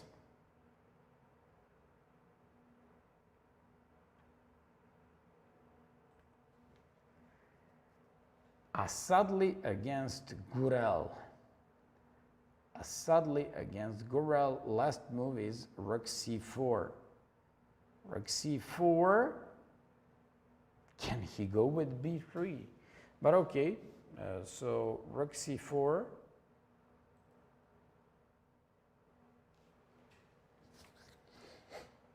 Yeah, he probably has to push this pawn with b3. And he can't do much with this rook because it's hanging.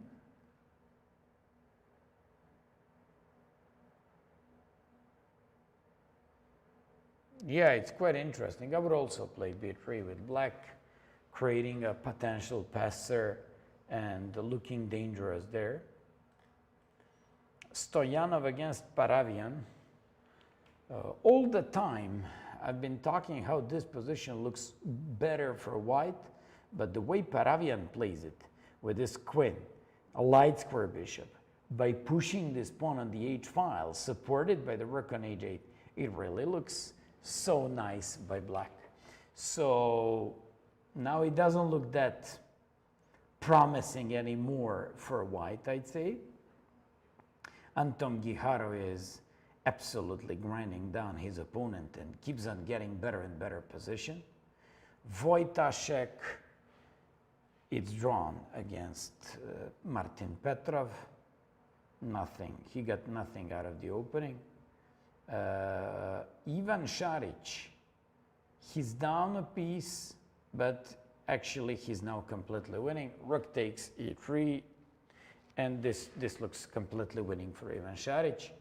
It's good that he's going to make a comeback and go on to the top after this round. So if he wins with the black pieces, we all know how dangerous Šarić is with white pieces. So I can't wait to see what's going to happen there once he gets white pieces three rounds before the end of the tournament. Okay, Nair is absolutely killing his opponent, and Nair plays impressively well today. So this is like a very nice one. He sacrifices an exchange. That bishop on f6 looks like a monster. These heavy pieces on the b file, they also look amazing. So this is like really, really nice. Then Donchenko, Blochberger,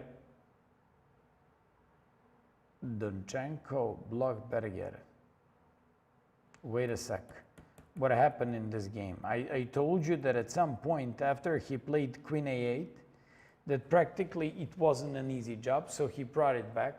Knight d4, Queen b4.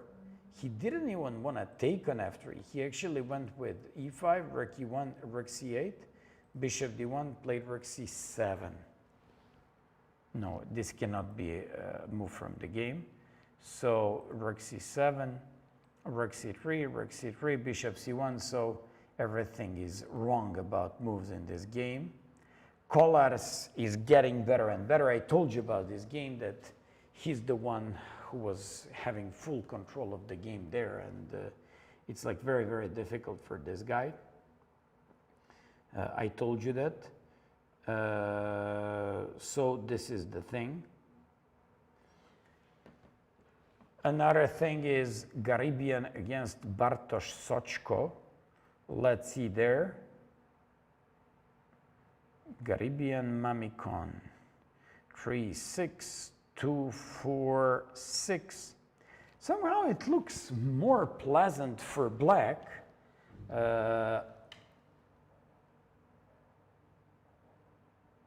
Yeah, it looks a little bit more pleasant for black, but I don't think that with a proper play, white should be having problems. Ivic is slowly but surely definitely creating more and more pressure on his opponent. I have a feeling that he should be going back with the light square bishop to keep on pressuring the g6 pawn and to go with some tactics here. Why do I feel some tactics in this position? That's very interesting. So queen g3 was the move. But Ivic's position looks better, a lot better than before.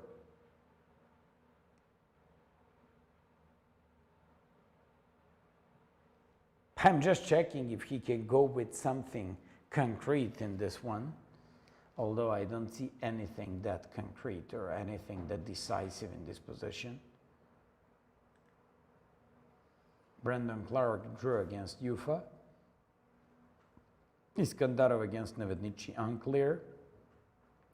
Samada Rad against Kobalia. Kobalia is slowly but surely keep on improving on his game. Kassentor Frederick against Garyachkina is drawn. Souza against Levic Leon. Somehow he got nothing out of that amazing position. Levic is not defending himself really well. Majdelishvili against Royal Shreyas.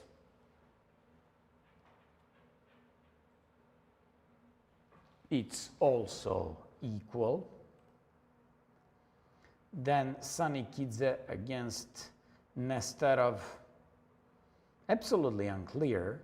That knight on e5 is so strong, but he's got a bishop here. If he somehow manages to open up his position and somehow activate his game, it's going to be really great for black. But at the moment, white is the one who's got control. Teklov against Badelka. It looks pretty much drawn as far as I'm concerned. Miloš Stankovic made another amazing result.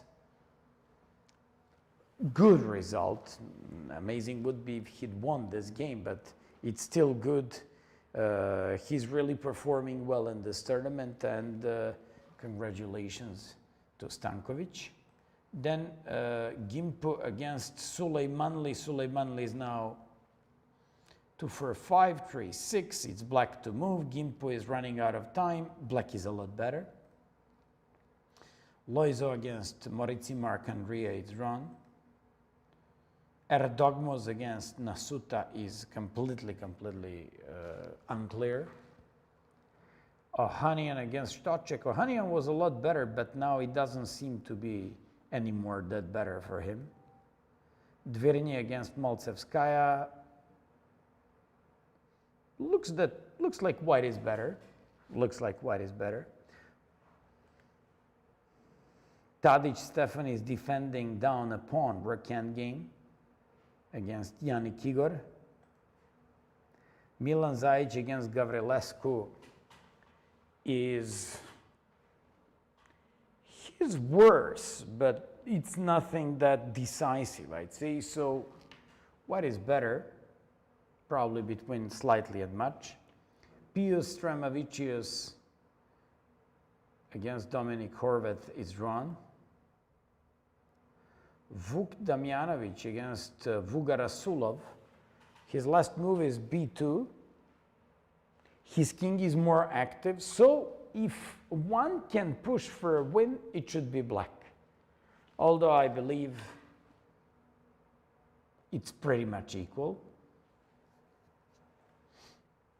Nikola Djukic is now completely winning. And how is he going to finish off his opponent? He's down a piece. So after king g1, I guess all he has to do is rook f3 and to go for a checkmate. And that's how he wins the game. So Djukic is winning. Okay, we go back to Sarana against Kuzubov. Last move by Kuzubov in a time trouble is rook c4. So can you imagine how desperate he is if he decided to sack an exchange like this? Although now the real question is, should he take that rook or should he play something else? In any case, Sarana is looking almost winning. Probably Sarana has to find a way to win this rook on c4 and afterwards to go after the pawn on b5. Although he might be having some practical problems to do it afterwards, but for sure he should take an exchange here. That one for sure. Then what else do we have? Shevchenko against Nijat Abbasov. Abbasov is so close to make a draw with some knight b5, for example. Rook b1, knight a3, and then rook a1, I guess. Although, yeah, black is so close to make a draw in this one. Korokolos against Etienne Bacra. Korokolos is playing fantastic chess against all these experienced, strong GMs.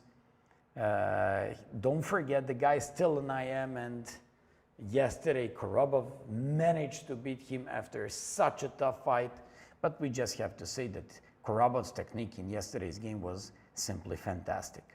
Okay, this was drawn.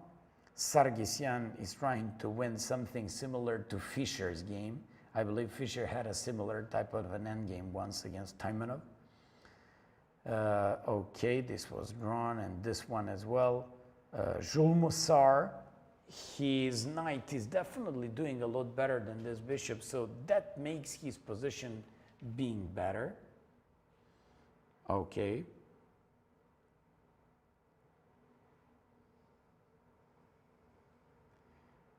This is the thing. Let's take a look at the game of Asipenko won. Congratulations to Asipenko. Big win with the black pieces. Tomorrow he's going to be one of the favorites. Dragnev against Ivanchuk. Rook e8. 4-7, 4-7.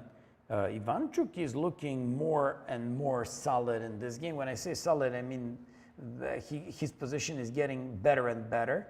So this is like, now his bishop on f8 just defends everything. And that has to be moved once he moves the king on h7 or h8. And then black is going to go with f5. I believe practically this is very difficult position for white. So Ivanchuk has a great chance to score a full point today. Cheparinov is now completely winning. Reminds me of the end game yesterday from in the game between Bakrov was white in that position. I don't remember who was black. But this one seems to be winning for white. Then Grandelius against Sichev. It's a very, very tough fight, but with mutual chances as long as the heavy pieces are on the board and obstacle the bishops. Injic played what? Injic after queen c2, did he play move that I suggested? He played b5. Then he played queen b6. Then he recaptured by pawn and played and brought this queen back to a7. There is one good thing about this one. Injic likes complicated positions. That's one thing. Second thing, he's having like a pretty good pressure against the pawn on e4. And he's just defending everything really, really well in this type of the game. So Injic has control of this game. This is drawn. Sargsyan against Murzin. Somehow Sargsyan looked a lot better in this game, but now it still looks better. It still looks better. Look at these, both of these bishops on b2 and g2, knight on c6. It has to be better for white. Zvana is now completely winning, so Borochovsky is on few moments of resigning this game. Kacharava against Vokaturo. Vokaturo is getting better and better in this game. Varmerdam, bishop e6. Varmerdam is up a pawn, so he's gonna win this. He's gonna win this, surprisingly, because he was just a little bit better there. Rook b6, a lot better game for Darda against Yermazerli. Bishop on a6 looks bad. Pawn on b5 is bad. Pawn on d5 is strong. Knight on d6 is the only good piece in black's game. So this really, really looks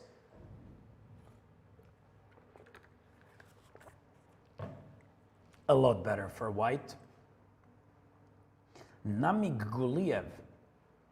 We all know that his position is better against Bartel, but would he be able to convert this into a full point? That's a question. I'm just going over these games briefly so we can check as many things as possible. This is a completely crazy game. From theoretical point of view, one of the most important games in this tournament because it was one of the hot variations in the world of chess in the main line of the King's Indian, but it's very complicated. I believe white has better chances, by the way, in this position. Even though it looks completely crazy, I believe he still has better chances. Alcina against Safarli, it's looking more and more drawish. He's up a pawn, but it's going to be difficult. Jan Subel beat Emre Can. That's a big win for Slovenian IM. Fantastic play so far, and Jan Subel is on how many points? He's on 6 out of 8. Amazing, amazing. So what do we have here? Master Vasilis against Parkhov. Master Vasilis is suffering. He's down a pawn. Here Ahmadzada is step closer to equalizing the game, but he's worse. Kuparadze, he keeps on blitzing out. Look at this one. The guy's left 3 minutes. Well, he's got like 1 hour and 51 minutes. It's completely crazy. So, okay, bishop e2. Ante Brkic is having a strong initiative, and I absolutely believe he's going to win this one. He's really, really playing well. After young Turkish young star Edis Gurel played b3, now white is taking his time to defend this position. So we'll see what he's going to go for. Tsvetan Stoyanov against Paravian. He goes after the pawn on h4, although I believe it's still looking pretty much defendable. White is up a pawn. White is up a pawn. But wait a sec. What's happening after queen e5, queen e8, king h7? Yeah, rook h4. So queen c6. Still, this game is going to be very unclear with the mutual chances. Anton Guijarro seems to be completely winning. He's up a pawn here. Okay.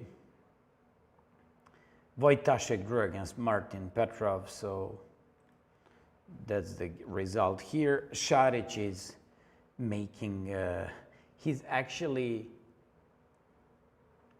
White's king is going for a walk, and I have no doubts that Šarić is going to win this. Nice for him to get back into shape before final rounds. Nair against Gorstein, it's completely winning for Nair, even positionally. Donchenko against Blockberger, he's got full control of the game, better bishop, connected pawns, he's winning. Okay, Kovacevic drew this game. Kolars is getting better and better against Samonenkov. Garibian against Bartosz Sochko, 2-4-5, 2-4-5. Bartosz Sochko looks better because of better activity of his rook and the knight. Ivic against Gokar Khan. Ivic played some bishop f5. Maybe at this point, Ivic could have gone with the bishop b1. Maybe that one was interesting. He played bishop f5, telling his opponent, please take, I want to give you a fork, knight f5. This guy played rook e7. Of course, he's threatening also at this moment bishop d7. After rook e7, Ivic plays queen b4. And just like you see, he's every single moment better and better in his game. Also, this guy's running out of time, so somehow I have a feeling that Ivic is going to win this. Clark Brandon drew Iskandarov against Nevednici. Now it looks fine for White, and at some point it didn't look like that. He was just worse in that middle game. Kobalia against Samada Red. Kobalia looks better, especially because knight on b6 is nowhere there in this position. He's got problems with the pawn on h2. Any queen f7 could be opposed with a, but wait a sec, queen f7, rook g7, queen f5 check. So maybe those are the things that White is hoping for in this type of the game. Okay, Garyachkina she drew. Souza against Leon Livaic. Looks absolutely difficult to assess this. But Souza is down a rook. He's down a rook. So this could be absolutely everything in this game, and I cannot assess it so easily. Probably if Black just finds some, I don't know, rook move on the 7th rank, he can successfully defend himself and finish off this guy, but I can't say because I'm simply not supposed to take so much time. We're just getting like these basic assessments. Majdelishvili against Royal Shreyas, so it's equal. Sunny Kids against Nesterov, absolutely unclear, but that knight g4 creates some threats for the Black's king. Teklov against Badelka, it's equal. Miloš Stankovic drew against Kozak. This one is Gimpu Suleymanli. It's completely winning for Black. Who's going to stop this pawn on d-file? Maretsi drew. Erdogmus is trying to find something, but Masuta is defending himself well. Ohanian against Giri. He's now, sorry, not Giri, against Stocek Giri. He's more and more winning in this game, and not more and more winning. He's better and better, and I believe that the bishop d3 was a big mistake. Dverny is threatening rook e8 with checkmate. It's difficult position for a multi, but wait a sec. If rook e8, rook f8, yeah, it's nothing. Can he go with some rook c5 in this position? Rook c5 going after the pawn on c5 and kind of undermining that knight on d4. That would be interesting to see. Then Tadic Stefan against Igor Janik. He's still trying to save this endgame, but it's going to be difficult. His rook on a4 is pretty badly, like placed, and king on e4 is not enough. Zajic against Gavrilescu. Zajic is actively defending himself, which is a good approach in a game like this. Maybe he wants to go with some f5, which would give him like better control of the game. Stremavicius, Pius against this guy, it's looking more and more drawn. Vuk Damjanovic against this guy, he seems to have to look a little bit better, even though this guy has a passed pawn on the b file, but somehow his knight is looking a lot better than the knight by white, which has to jump on d3 and to defend an f2, but okay, it's roughly equal, I'd say. Djukic Nikola won in the meantime, and these games we weren't just checking, those were some other games over this top 55. Aha! Let's take a look at Marina Gaicin. Marina Gaicin is doing fantastic in this tournament. She is doing 4.5 out of 7. She's one of those strong Serbian women. She's performing really well, got like 46 rating points after these 7 rounds. So congratulations to Marina and her performance so far. So unfortunately, she has lots of difficulties in this one, but you know what? Marina is playing World Junior Champion, so it's amazing already, and she's only 2200. So congratulations to Marina, and congratulations for her performance so far, and for the fact that she really, really fights hard and got into a chance to play against all these guys.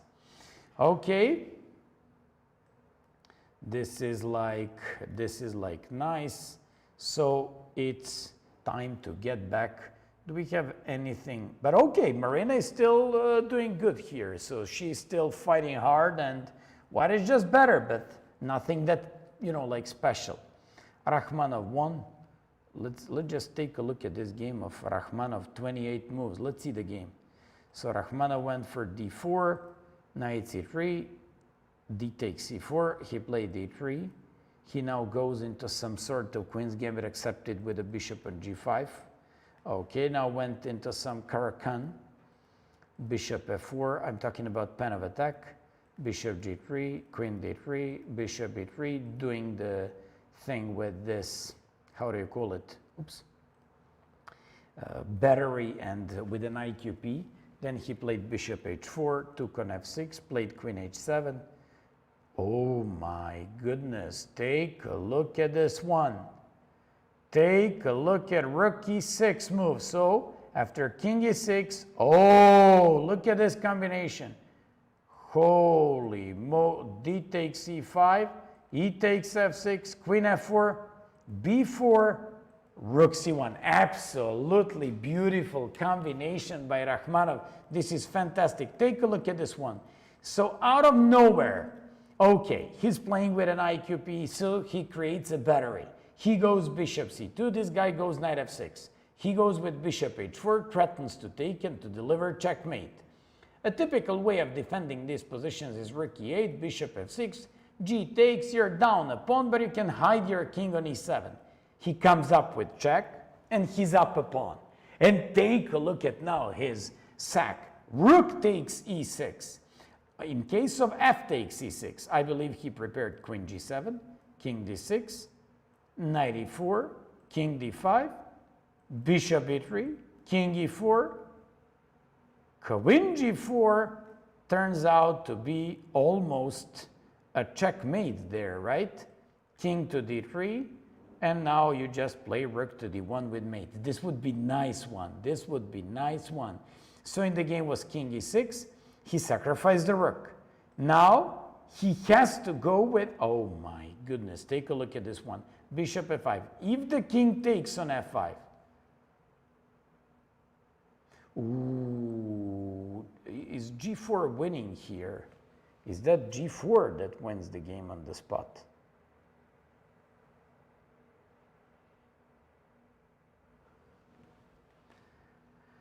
g4, king e6, d5. If king g4, queen h4, king f3, queen g3 is mate. This one, this one, this one. If this one, this is mate. But if king f5, wait a sec, just a moment, it's not easy. Maybe even knight h4 should be enough, huh? Maybe even knight h4. And after this one, check, rook e1. And after king d6, some queen f. Wait a sec, this is not an easy sacrifice. So he played bishop f5. And if king takes f5, and the game was king e7, he played rook e1, captured that knight, and mated the king. Fantastic combination. What happens if king f5?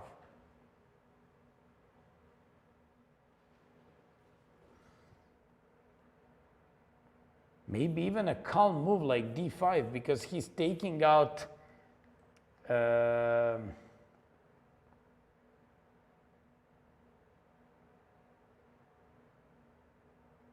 don't know, d5 looks good because he's just cutting off e6 square for this king to run away and to go with the queen h5 next move. And maybe he has something even faster, but this really looks amazing. This one with the king f5. So d5 is just one of the options. Queen h5, does that work as well? No, I just believe that the move like d5 could be okay or enough, or maybe there is even something forcing there. Bishop f5. King e7, rook e1, knight e5, capturing, taking, queen f4, delivering this check, and fantastic mate in the end of the game. So probably game of the 8th round, Rachmanov against Umut Ata Akbas. What an amazing game. Okay, so we're just checking some other games as well. Jonas Baum against Motilev. Motilev is not in a good shape for sure in this tournament. Let's get back to the Sarana against Kuzubov. Sarana is looking a lot better still. His bishop is way better than the knight. Pawns are on both sides of the board. His rook is better. So Sarana is, I'm even willing to say, maybe it's going to be too much to say something like that, but he's technically winning in this type of the game. He shouldn't have so much problems. Then we have Shevchenko against Abbasov. It's a step closer to a draw here. Then we have Etienne Bacro against Korkolos. Fantastic game by Korkolos. I mean, result for him. Here, Bernatsky against Sargsyan. It's a round drawn. This was drawn, this one as well. Jules Moussard keeps on grinding his opponent and trying to win. Asipenko won. Ivanchuk is better. Why do I have feeling that he's gonna win this one? He's looking better. That pawn storm and the possible, you know, like pawn movement afterwards in the game is like a really big thing by Black. Okay, what else do we have there? So Chaparinov against Parligras. It's rook a2 by Parligras last move. So probably a6, rook b7, and to properly calculate when to push and how to push these pawns and to win the game. Okay, what else? Do we have some games in the time troubles? Grandelius against Sichev. So let's go. You know our practice in the last couple of days. We always wait for these guys to finish the time trouble, and then we're just going to make the last break before we go into the final chapter of these games. So here Grandelius is looking, it's looking a lot better for him now. Wait a sec, what if bishop g3 here? Bishop g3, queen e3, okay. Rook e4. Rook e4 just moves this queen from e5 and wins the rook. Wow, what a nice win by Grandelius. Nice. This guy probably counted on rook e4, bishop g3, but actually rook e4 moves the queen away, threatens the rook on b8 afterwards. He doesn't have a good place for the queen, and he resigned. Fantastic, fantastic game for Grandelius, who managed to win this. Chaparinov, he's out of time trouble, and he's now completely winning. He pushed a6, rook f7. Parlegras is like on one step from resigning this game. What else do we have there? Injic, Gumular's Injic, 35th move.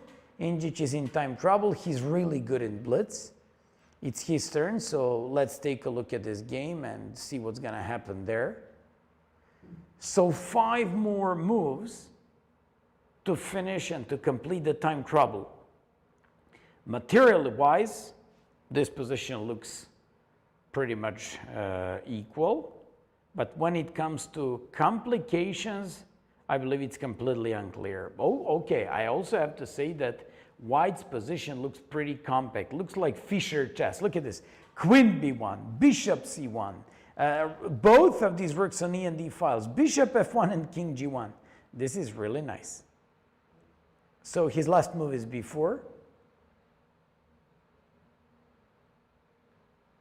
So, you know, when you win a game like Grandelius, like the previous one, where he out of position that looked absolutely, you know, like where he got and he had nothing special out of the opening, and he still manages to outplay his opponents. It just shows his strength. It just shows how much he improved. He's really good, and this is like very, very nice win for Nils Grandelius. Okay. Injic's turn, he's running out of time, but let's just see another game of another Serbian, Ivic. Ivic is playing there. So Jan Sobel made a fantastic win. There we go. Šarić is now completely winning against Daniel Fernandez. He's winning, nice one. Nair Gorstein, Donchenko, Blockberger, Samonenkov, Kolars, Sochko is a little bit better. Ivic against this guy, Ivic is winning. He just made a nice queen h4 move, nice tempo, Ivic is completely winning, and finally we're gonna have a chance to watch him on top 20 boards from tomorrow, just in time, spot on, before the last final rounds. As a Serbian champion, he's just sneaking around and actually getting into the top 40 players. So this is a nice one with a queen h4. I guess in case of g5, he's gonna have rook to g3. What a nice thing, what a nice thing. And Black is about to resign this game. He can't move the knight, he can't move the rook because of rook f7. Ivic is dead winning. Congratulations to Velimir. Bravo, Velho. Okay, so this is gonna be an easy win by White.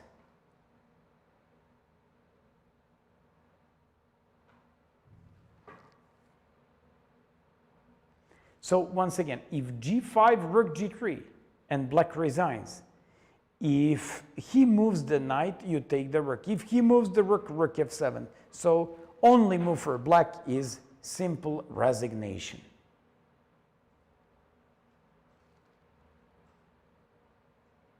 Very simple resignation. That's maybe to take on f4, but after queen e7, king somewhere takes on f4. jumping with the knight on e5, taking on d6. He's like up 2 pawns, exchange, knight is hanging on e5, so Ivic is completely winning. So just like I said, just in time and just when he was supposed to do it, he's winning in this position, and he's actually going to fight for the top places in the last 3 rounds. Let's get back to Indjic's game. So Brkić Ante is winning in the meantime. He's completely winning. He was playing really well game. All the time he was having full control of the game, and just like I told you a couple of times, the guy is very strong with white pieces. So let's go with Gurel beat Vugarasadli. A young star from Turkey beat Vugarasadli with the black pieces. Fantastic result for a young player. Wow, these young Turkish kids, they're just doing amazing. And just like I told you, I can feel the power and I can feel the touch of Grandmaster Dragan Šolak in their play. Amazing job. Congratulations to all these Turkish kids. Stoyanov Paravian.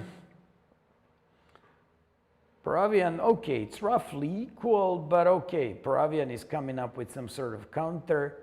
Giharo is just winning. Martin Petrov, Drurovej Tashek. Šarić is completely winning. I believe his opponent is about to resign this game. Nair against Gorstein. Gorstein, all the time, throughout the whole tournament, he's defending worse positions, and he manages to defend them. That's very interesting about this guy.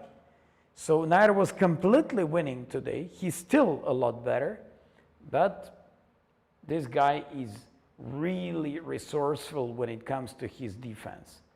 Donchenko is winning against Blockberger. It's game in full control. Kollars is winning against Samonenkov. Ivic against Gokyer Khan. Last move was Queen H4, I believe. Yes, Ivic won exactly the line I gave you. Queen H4, E takes F4, Queen E7, King H6, Rook F4, and I just gave you and told you if this happens, he should be going with the Queen takes D6, although maybe even some Queen F8 works. Congratulations to Velimir, nice win, and this is such an important win at the right moment. Let's just take a look at the game of Indjic. Indjic against Gumulars, he's running out of time. He's like 1 move away from the time trouble, so let's go. Last move by Gumulars is Bishop C4. Why do I have a feeling that a move like Rook takes C4 could be possible followed by D5? I'm just saying it could be interesting. I'm not saying it should be done. Okay. So Bishop C4, Indjic is he has to make 2 more moves for the time trouble. And you know what, guys? I just have to go. It's not about coffee right now. It's about picking up some of these guys who won their games so they can share your experiences with you and we can have them. Actually, let's wait for Indjic and his last 2 moves in this game, and after we finish this one, we're just going to go on a break.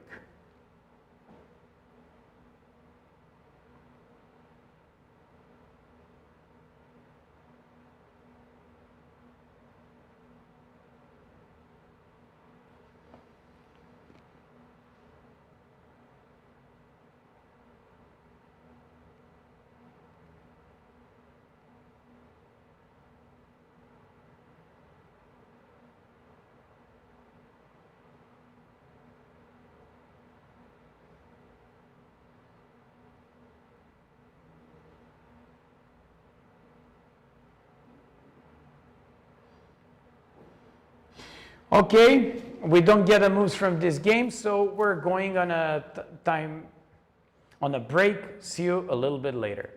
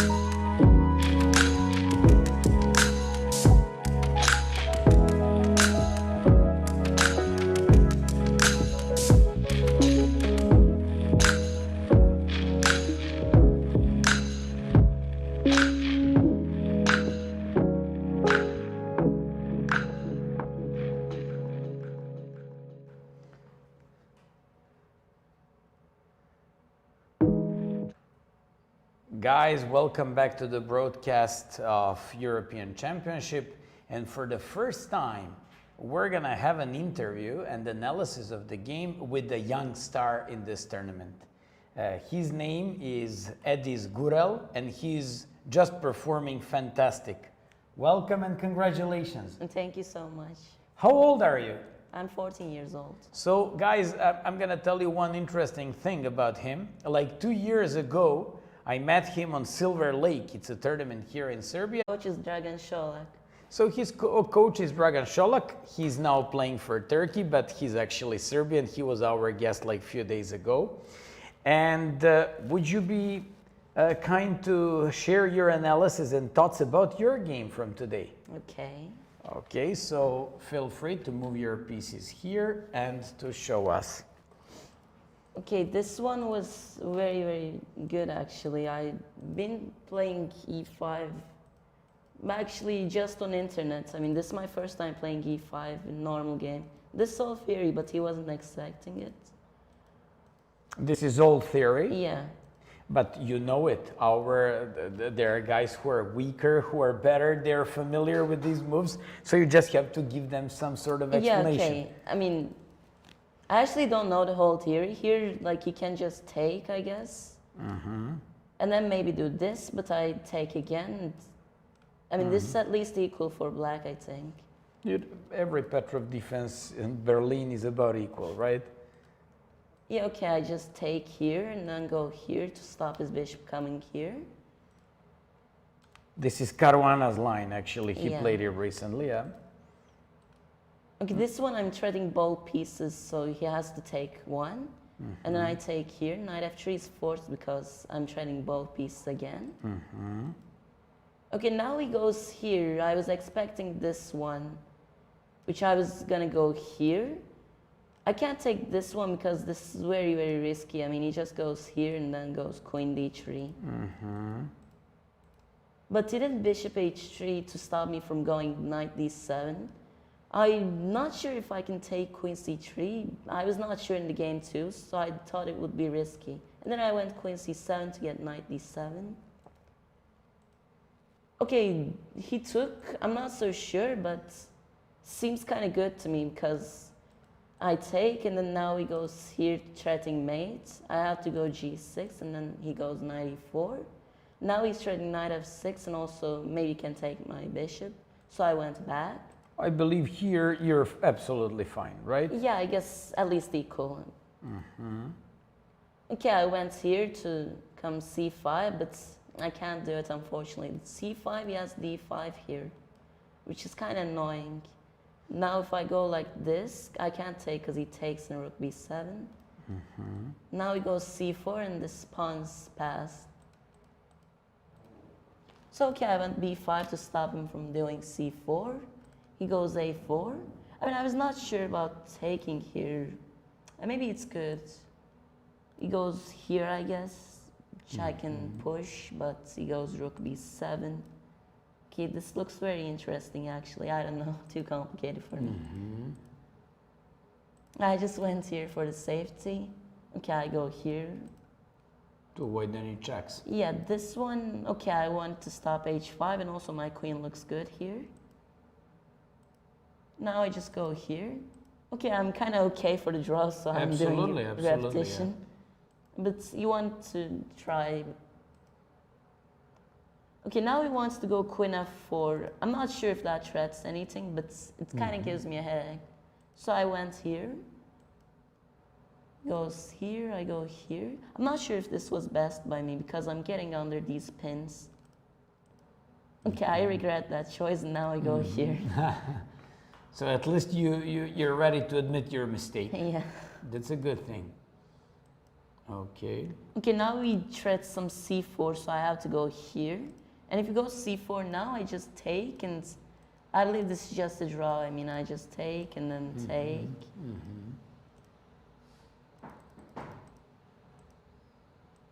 Okay, so he goes here again. I mean, I was expecting him to go knight e4 again and now go bishop e7, but he went queen b4, so I did here. He now wanted to play knight e4 without bishop e7. Yeah, right? and then he wanted to gain a tempo here, so I went back. Okay, rook e4, I don't know. He probably wanted to go rook f4, so I went something like c5 here to break up. Nice. I think he should have taken this maybe and then taken the queen. And draw. Yeah, and then take or just c4. This looks very drawish. But he went knight f3, so I tried pushing here a bit with b4. So if he takes dc5, I just take the pawn and this passed. And if he takes cb4, I just take this. I believe this is probably a draw too. Like he goes here, seems drawish again. He went here and then I took. If he goes here, I'm not so sure because he can't take the pawn because of bishop c3. So he went to rook c1 to get the pawn. Rook c5, queen b7. Rook c4 was a mistake because I don't know what he should have played, but rook c4 I just push b3. Did you have a feeling during the game right now that you're taking advantage? And Yeah, I mean, I was kind of sure about I was better here. I don't know how much though. He still has some chance to draw this. But after this, I don't think he has. I don't know what should they have done. So this is critical position. Yeah. Maybe some 95. Okay, makes sense, I guess. Maybe I can still do b3. Definitely. And rook to e3. Okay, b2.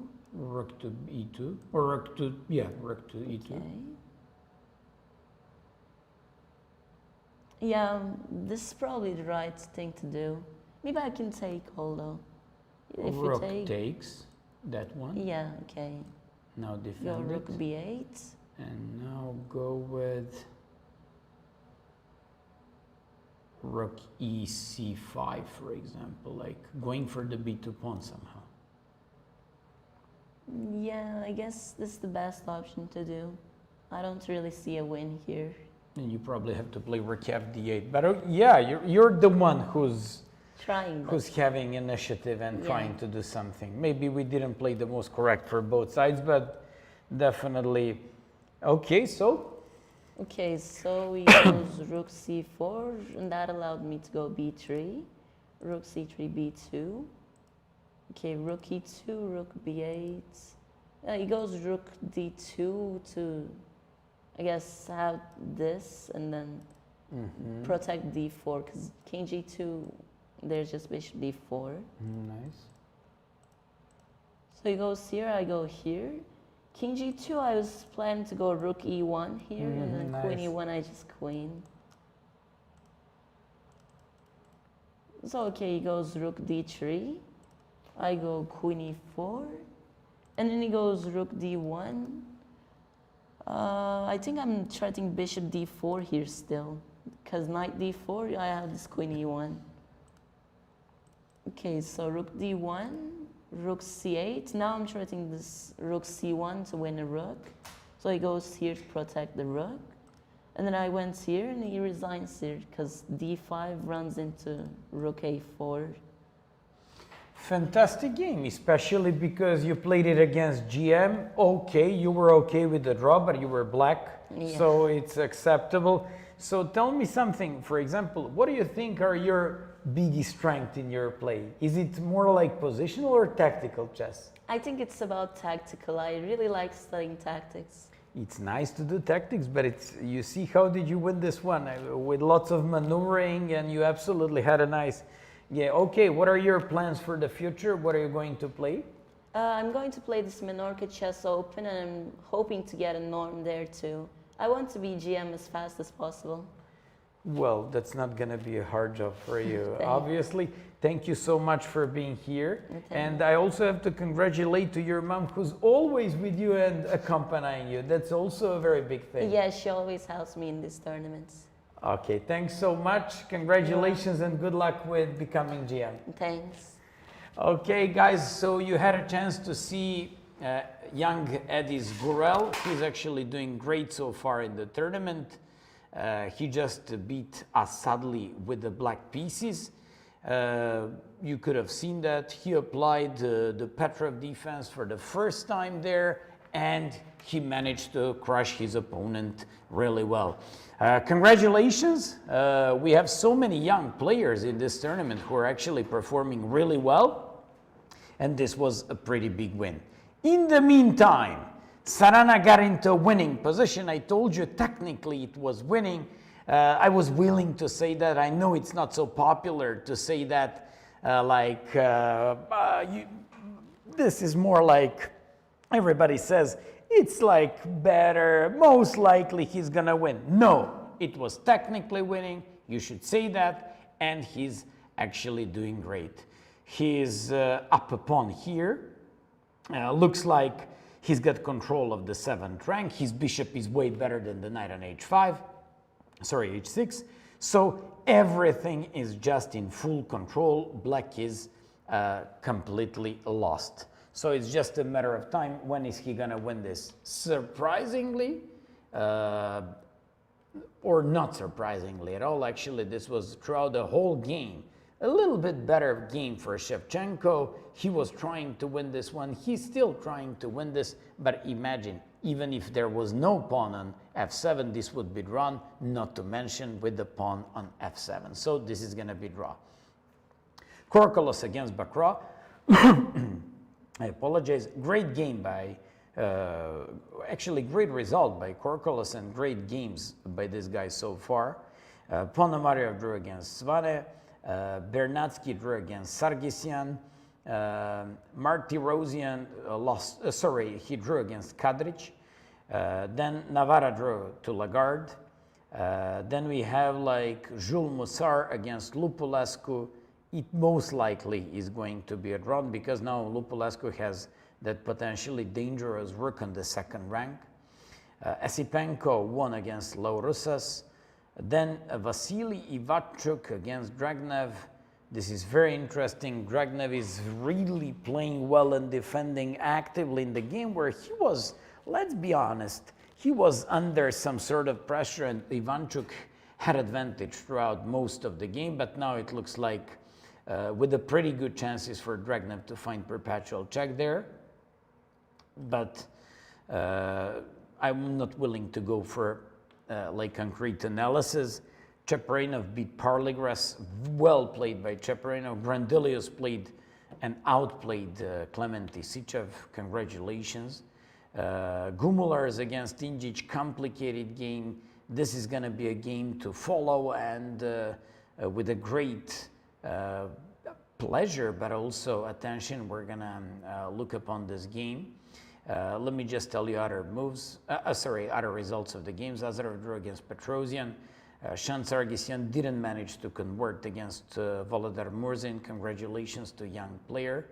Zvan Erasmus absolutely played a nice game against Borohovsky. He's doing and performing really well in this tournament with white pieces. Kacharava is he's actually doing a little bit better than it was drawn and most of the game, and now Vakatura is looking like he's winning. Varmerdam managed to win against Petkov Momchil. Nice win for the Dutch player. Then Darda against Yilmaz looks like a lot better position for Darda here. Pawn on d6, better knight, because broken pawn structure, better rook. Darda should be technically winning, but I'm not willing to say this is still technically winning because there are some moves and efforts to do here. Guliev is obviously winning against Mateusz Bartel.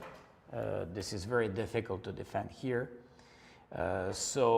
The thing is, in this situation, we also have to discuss about the one with, let me just see, so Namik Guliev against Mateusz Bartel. It looks, from practical point of view, a lot better for this guy, but there is a long way to go till they finish it here. So this is like with a great chances to win this game. So this is nice. Then we have Bjere Jonas. He beat eventually Ulvi Sadikov in that important, crazy theoretical game where the theory went for up to 26, 27 moves. Alcina against Safarli. Alcina against Safarli. Safarli is up. Oh, I was about to say is up a piece. I thought that the pawn on g4 was a bishop. So it's still, Alcina is still attempting to win this one. Will he be able to win this one? That's another thing. But the thing is, he's up a pawn and he keeps practical chances of winning this one. Okay, then what are we doing with Jan Subel? A fantastic play so far, great performance by this young player from Slovenia, so congratulations, he's really performing well.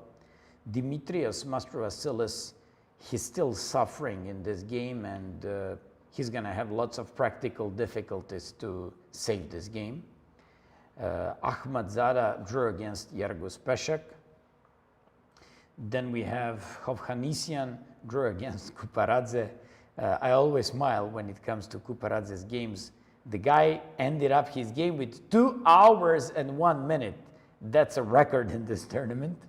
So that basically means that he was blitzing throughout the whole time. Brkic won. Congratulations to Croatian player. He's performing really strong with the white pieces throughout the whole competition. We've just seen, and we had a pleasure to see the game of young Gurel against a sadly fantastic win by young Turkish star. He said he wants to become GM as soon as possible, and we absolutely have high expectations that it's going to happen very much in this tournament. Because don't forget, if you win in this tournament, I believe you get a double GM norm. So Anton Giharo is playing against Seaman. He's been winning all the time. Wojtaszek drew against Petrov. Ivan Šarić made a comeback and won against Daniel Fernandez. It's going to be interesting because Šarić is going to, in the last 3 rounds, have twice white pieces, which is a big thing. He's always one of the top favorites here. Nair playing against Gorstein, one of the most persistent defenders in the whole tournament. And let's see what's going to happen there. But so far, this guy Gorstein did a great job in terms of defending worse or dead lost positions. Donchenko beat Blockberger. Kovacevic drew Kovalev. Kollars should be winning in this one. For example, I had once an endgame like this. I was completely winning. It wasn't that easy. Throughout the whole endgame, you should be winning, winning, winning, and somehow eventually my opponent tricked me and made a draw.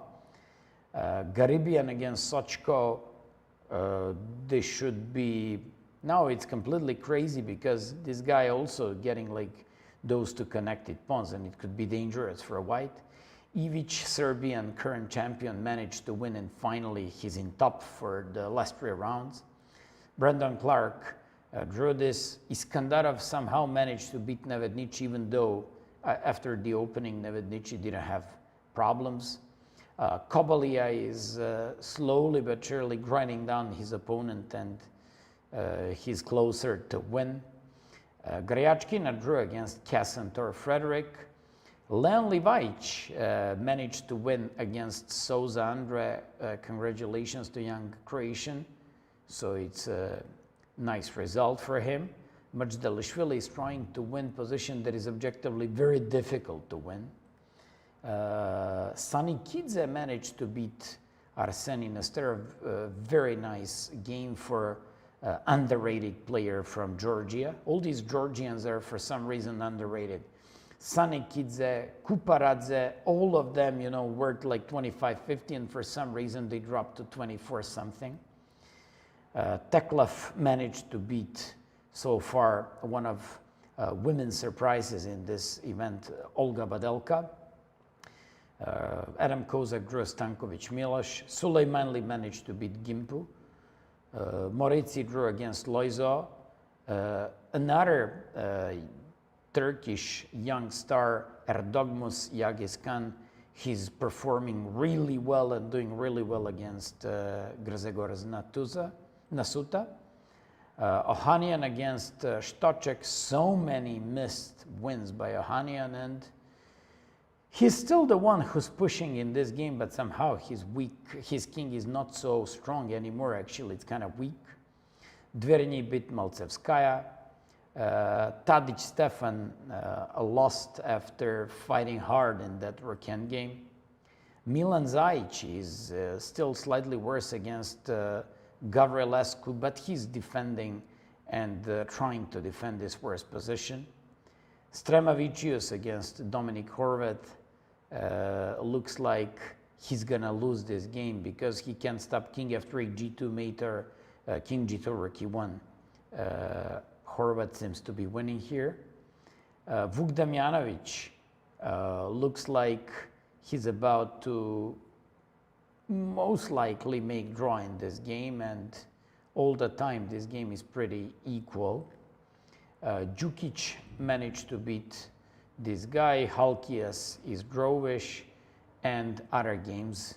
Let's just see how is Gaicin Marina. Gaicin Marina lost to Gadim Baili Abdullah, world junior champion from Azerbaijan. And that would be pretty much all. So we've seen like results on top, how many boards?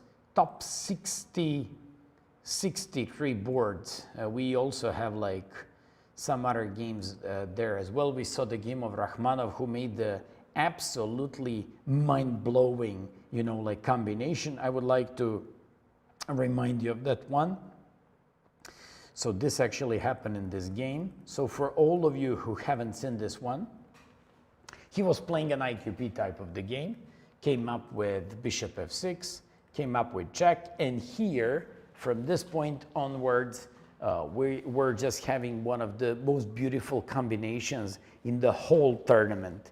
He sacrificed the rook. He was up a pawn and he could have gone with anything else and still pushed for a win. But he sacrificed the rook. Then he sacrificed the bishop. Then he went with a rook e1. Then he sacrificed another knight. Then came up with check, sacrificed this pawn. And after this king has nowhere to run away. So congratulations to Rakhmanov, who made one of the most beautiful combinations in the tournament. Okay, let's get back to most important game today. Sarana playing against Kuzubov. White pieces. This is such an important game if Sarana manages to win this one, and I believe it's like a technical part of the game. This is going to be a big progress for him, and actually he's gonna be one of those who might be facing Korobov in one of the next rounds and playing for top places. I just want to remind you that on the top boards, we have following guys. Korobov drew against Gledura, Santos Latasa drew against Pretke, while Gelfand drew against Nguyen. All other games, Korkolov Bakra draw, Ponomarev Swan as well, Sargsyan Bernatsky, Kadrich Martirosian, and Lagarde against Navarra. All these games were drawn. Musar against Lupulescu is most likely drawn, and Esipenko, Chaparinov, Grandilius managed to win their games, as well as Zvane Rasmus. In the game, Gumulars Injic, lots of complications. Gumulars is definitely better here. He's up a pawn, he's pushing hard. Injic is fighting so hard in this game, and we'll see what's gonna happen there. Okay. The thing about this game, Gumulars is having lots of practical chances. Injic is running out of time, and it's going to be very difficult for him to defend this position. In the meantime, let's get back to the game between Sarana and Kuzubov. Sarana is taking his time. Kuzubov is all the time, in most of his games, in time troubles, and he's pretty good in defending worst positions. Although maybe against others, but simply against Sarana, it's going to be very difficult because this guy is well experienced, and he just has to find a way to pick up these pawns on the queen side and maybe to give up everything and just to push these pawns on the king side. So let's go what's going to happen there. In the meantime, I just want to remind you of the fact that this is the 8th round. From tomorrow we have like decisive 3 rounds, and it's not gonna be easy for any of these guys. Korobov is the one that is leading the tournament, sole leader, doing so good, and actually only 2 draws against Nguyen and today against Gledura. So it's gonna be very nice and a narrow finish in the last couple of rounds. He's still taking his time, so let's go to some other more interesting games with more of excitement. So let's go to Gumular's Injic. Injic still has, I believe that Injic at some point was supposed to break earlier in the center, but okay, he's still doing great. So actually, doing great. He's still doing and having some sort of counter chances, far from doing great here, but he's got some counter chances. Here, of course, Gumular's played lots of unusual moves for Hatchcock with white pieces and somehow created some kind of very elastic type of position that eventually turned out to be good enough for getting a decent advantage out of the opening. Okay, so we're still waiting for Injic's move. Do we have anything more interesting than this one? Darda Yilmazerli and Guliev against Bartel. Bartel is suffering here. Bishop d2 was such a good move. He's just uncovering the second rank and finding place for the king. And at some point, he should be going for f6 pawn and maybe for some mating threats. From practical point of view, Bartel should be lost here, but you know what? He's defending so hard in this position that it's very, very nice. Take a look at this position. In the meantime, he just managed to solidify his position even a little bit more than it was. So it's still, of course, looking better, but I don't see what is the way for white to break into the black's camp. Let's go on to the next game. Sarana Kuzubov. Oh, they played quite a big number of moves here. Rook e6 defending the bishop and defending rook e3, so the pawn on e4. Sarana is up 2 pawns. He now seems to be completely winning. This is, in my opinion, probably Kuzubov is going to pull up a couple more tricks out of his sleeve, but after that, this is just going, maybe just a couple more tricks to do something in order to save this game, but this is pretty much dead lost for a Ukrainian player. By the way, so far Ukrainians are doing great in this tournament. Korobov is leading.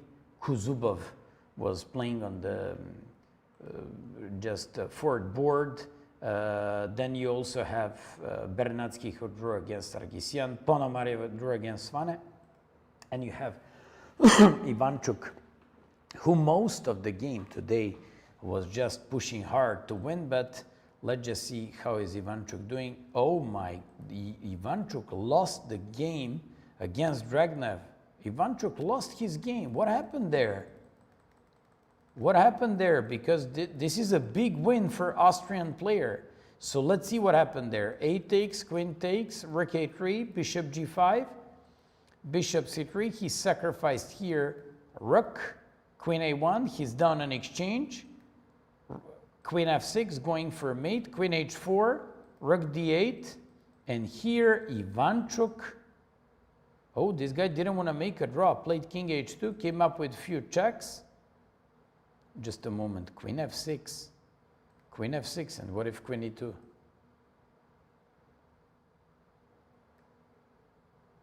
What's the point of queen e2 here?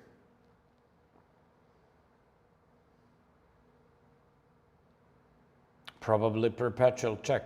So, I don't know, he played, what did he play there? Played queen b3, queen d8, king h7, queen b3, and says he lost this game. I really don't know what happened in that game. Did he lose on... I really don't know what happened in that game, but it says he lost the game. It's really weird. So take a look at this one. All the wins on, all the draws on top 10 boards and wins by Dragnov, Chaparinov, Grandelius. Musara is going to make draw as well. Then we have few more draws and Zvane won his game. Then we have Vokatura and Varmerdam who won their games as well to get 6 points. Darde is winning against Yilmaz Erli, pretty much expected. And Guliev is still better, but still a long way to go. So this is going to be a true break on the standings for Sarana. He just played rook e6. It's Kuzubov's turn. He's probably looking for some last tricks in this position. Even b4, a takes a3 doesn't seem to be working because of b takes a3 and nothing special there. So this is actually at b4 he can even go with bishop e7, bishop takes b4. So this is looking completely lost for this guy. Okay. So 2 pawns up for white and practically very difficult game for black to defend. I don't even see how would he and what would be the things to play on in this endgame. Okay, so this is gonna be a win. So let's get back to Injic game. Injic in the meantime got into a completely lost position here. Yeah, white seems to be in full control. He's up 2 pawns now. And Gumulars looks completely winning now. He's now having the pawn on d5. It's well protected. Bishop on c4 and the queen on b3, they just create a great battery. He can always consider pushing that pawn forward at some point. He also has ideas with bishop g5. Injic seems to be completely lost in this position. Maybe even simple a3 move solidifying himself could be good enough. Rook to d1 over protecting d5 as well. Bishop g5, bishop e7 like this. So these are practical problems that Injic has to solve in this type of position. Probably rook to d1 here by white. So position looks really difficult for black.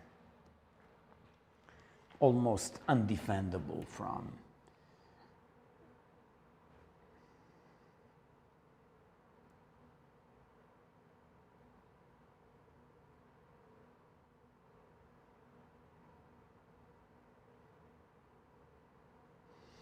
So black is just looking for some tricks in position where he's down 2 pawns. The thing is that he doesn't even have a possibility and good practical chances to go after the king on g1 somehow here. And yeah, it's going to be a very, very difficult for Injic to save this game. So it looks like this is dead lost for black. Let's go to Sarana Kuzubov. Rook e3, probably king goes to d2 and nothing changes there as well. Then what do we have in Joel Musar against Lupulescu?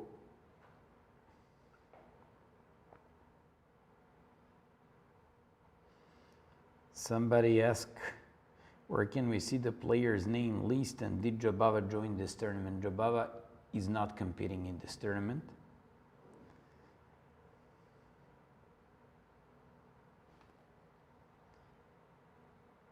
Then I was asked about, by Dan Jovelic, about position between Drašković and Arsović. Todoranec drew another game against higher rated opponent, which is good for best Serbian player. Then what else do we have there? Luka Drašković beat Zoran Arsović. So if you were waiting for those news, you actually got them now.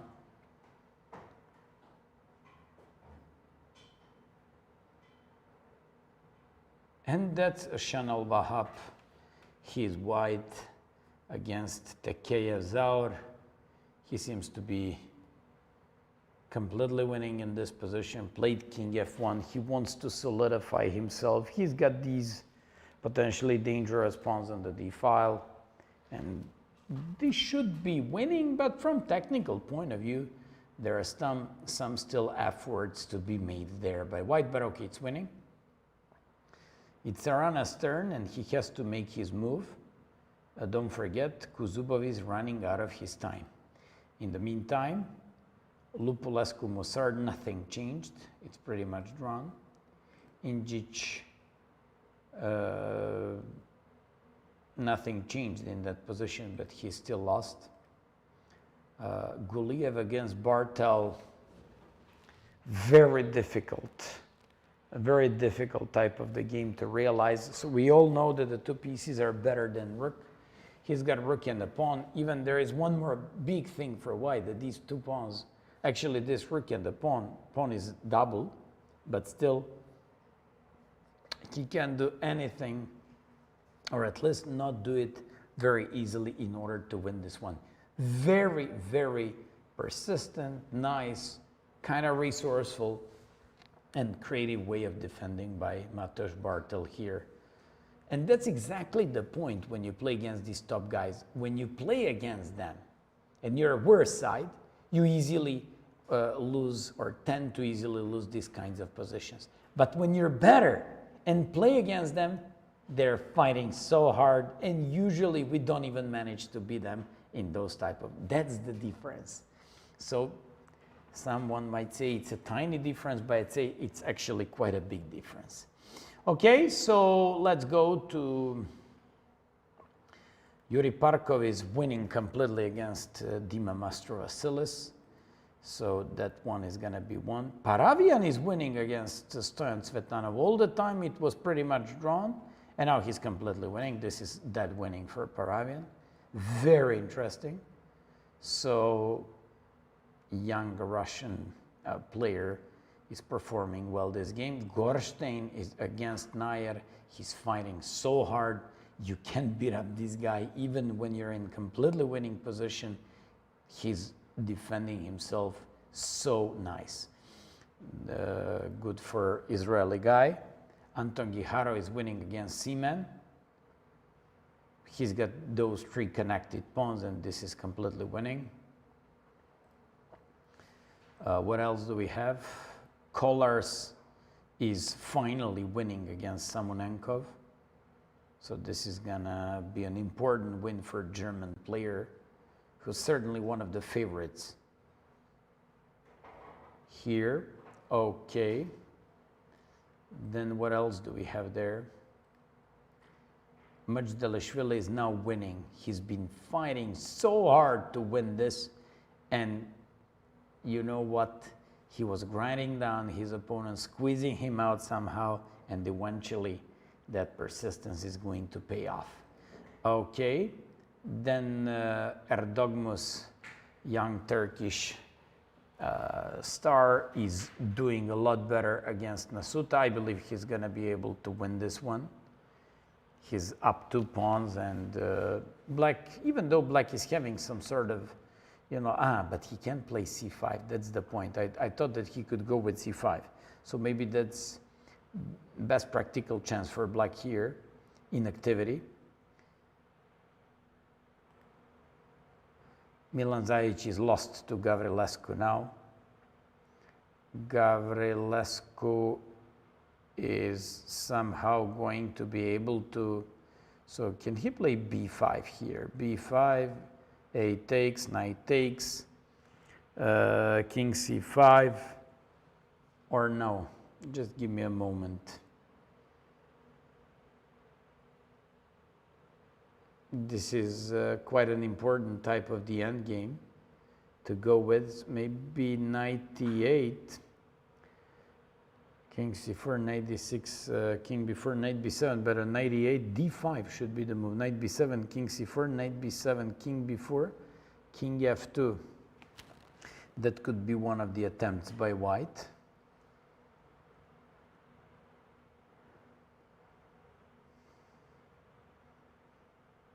It's not an easy endgame for white to win because black's king is so active. So there is still some calculation to be done by white. Chanel against Tekev, nothing changed. He's winning, but will he be able to finish him off soon? So Sarana, he's still taking his time. I believe he realizes the importance of this moment. He should be completely winning in this one, but he just needs to make sure nothing to go wrong for him. So king goes to d2 and stuff like that, and pushing these pawns throughout the center. Then we have game between Gumulars and Injic. It's Gumular's turn. He's taking so much of his time, so looks like he's not quite sure how to continue here, which means that Injic still has some sort of like practical counter chances. If someone is taking so much time, he immediately boosts your confidence during the game and at least shows you that he's also fearing some sort of things, and you can just rush up and try to catch him, you know, like off guard with some tricks. Then what else? Guliev, this guy is just defending so well. So Oscar for Bartel for defending himself in this one. Yair Parhov is winning against Dima Mastrovasilis.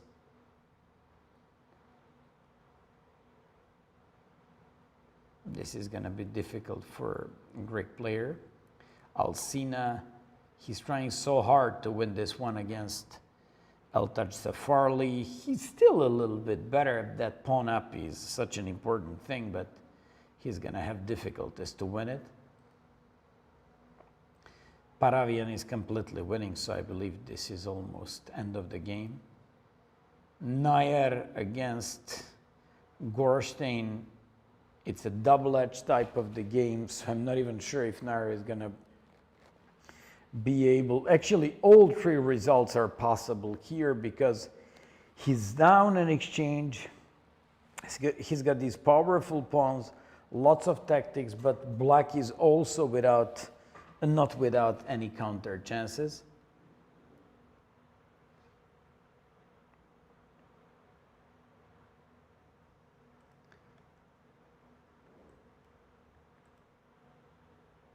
We're still waiting for Sarana's move, and that's the most important thing today. Gumulars against Injic, nothing changed there yet. So Gumulars, it's his turn. Position looks winning, but he's taking his time. He's not sure how to finish him off. So Anton Guijaro, he looks completely winning here, and I don't know why nothing changed so far, because we already had these positions previously. Erdogmus against Nasuta, he has to make a move, but since he can't play c5, now he's got some sort of like practical problems to finish him off. And it's not so easy to solidify himself. Nasuta is finding some very nice, kind of resourceful way to defend himself.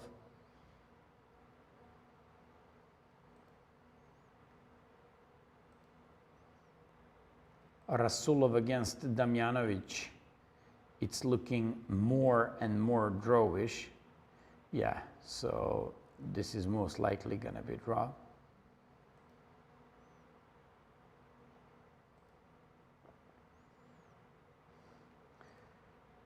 So nothing changes on in general on all these boards. For some reason, we don't get the moves from these games. I've been following all these games on almost 90 boards at the same time. Here we're just waiting on Sarana's move, so this is very interesting. Nothing's changing, nothing's changing. Just give me a sec to see what's happening in the game between Gumulars and Injic. And even here, we're just waiting on a move. I don't think it's so difficult for white. Looks like we haven't got a single move from any of the games in the last 10 minutes. So might be that there's something in transmission. Yeah, it's very interesting. So we don't get any of these moves being updated. That's very interesting. I don't know what to do now.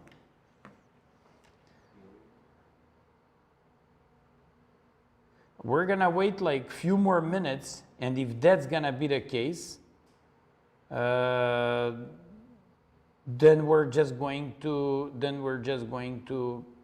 simply quit this broadcast, because it makes no sense to broadcast if we don't get a move.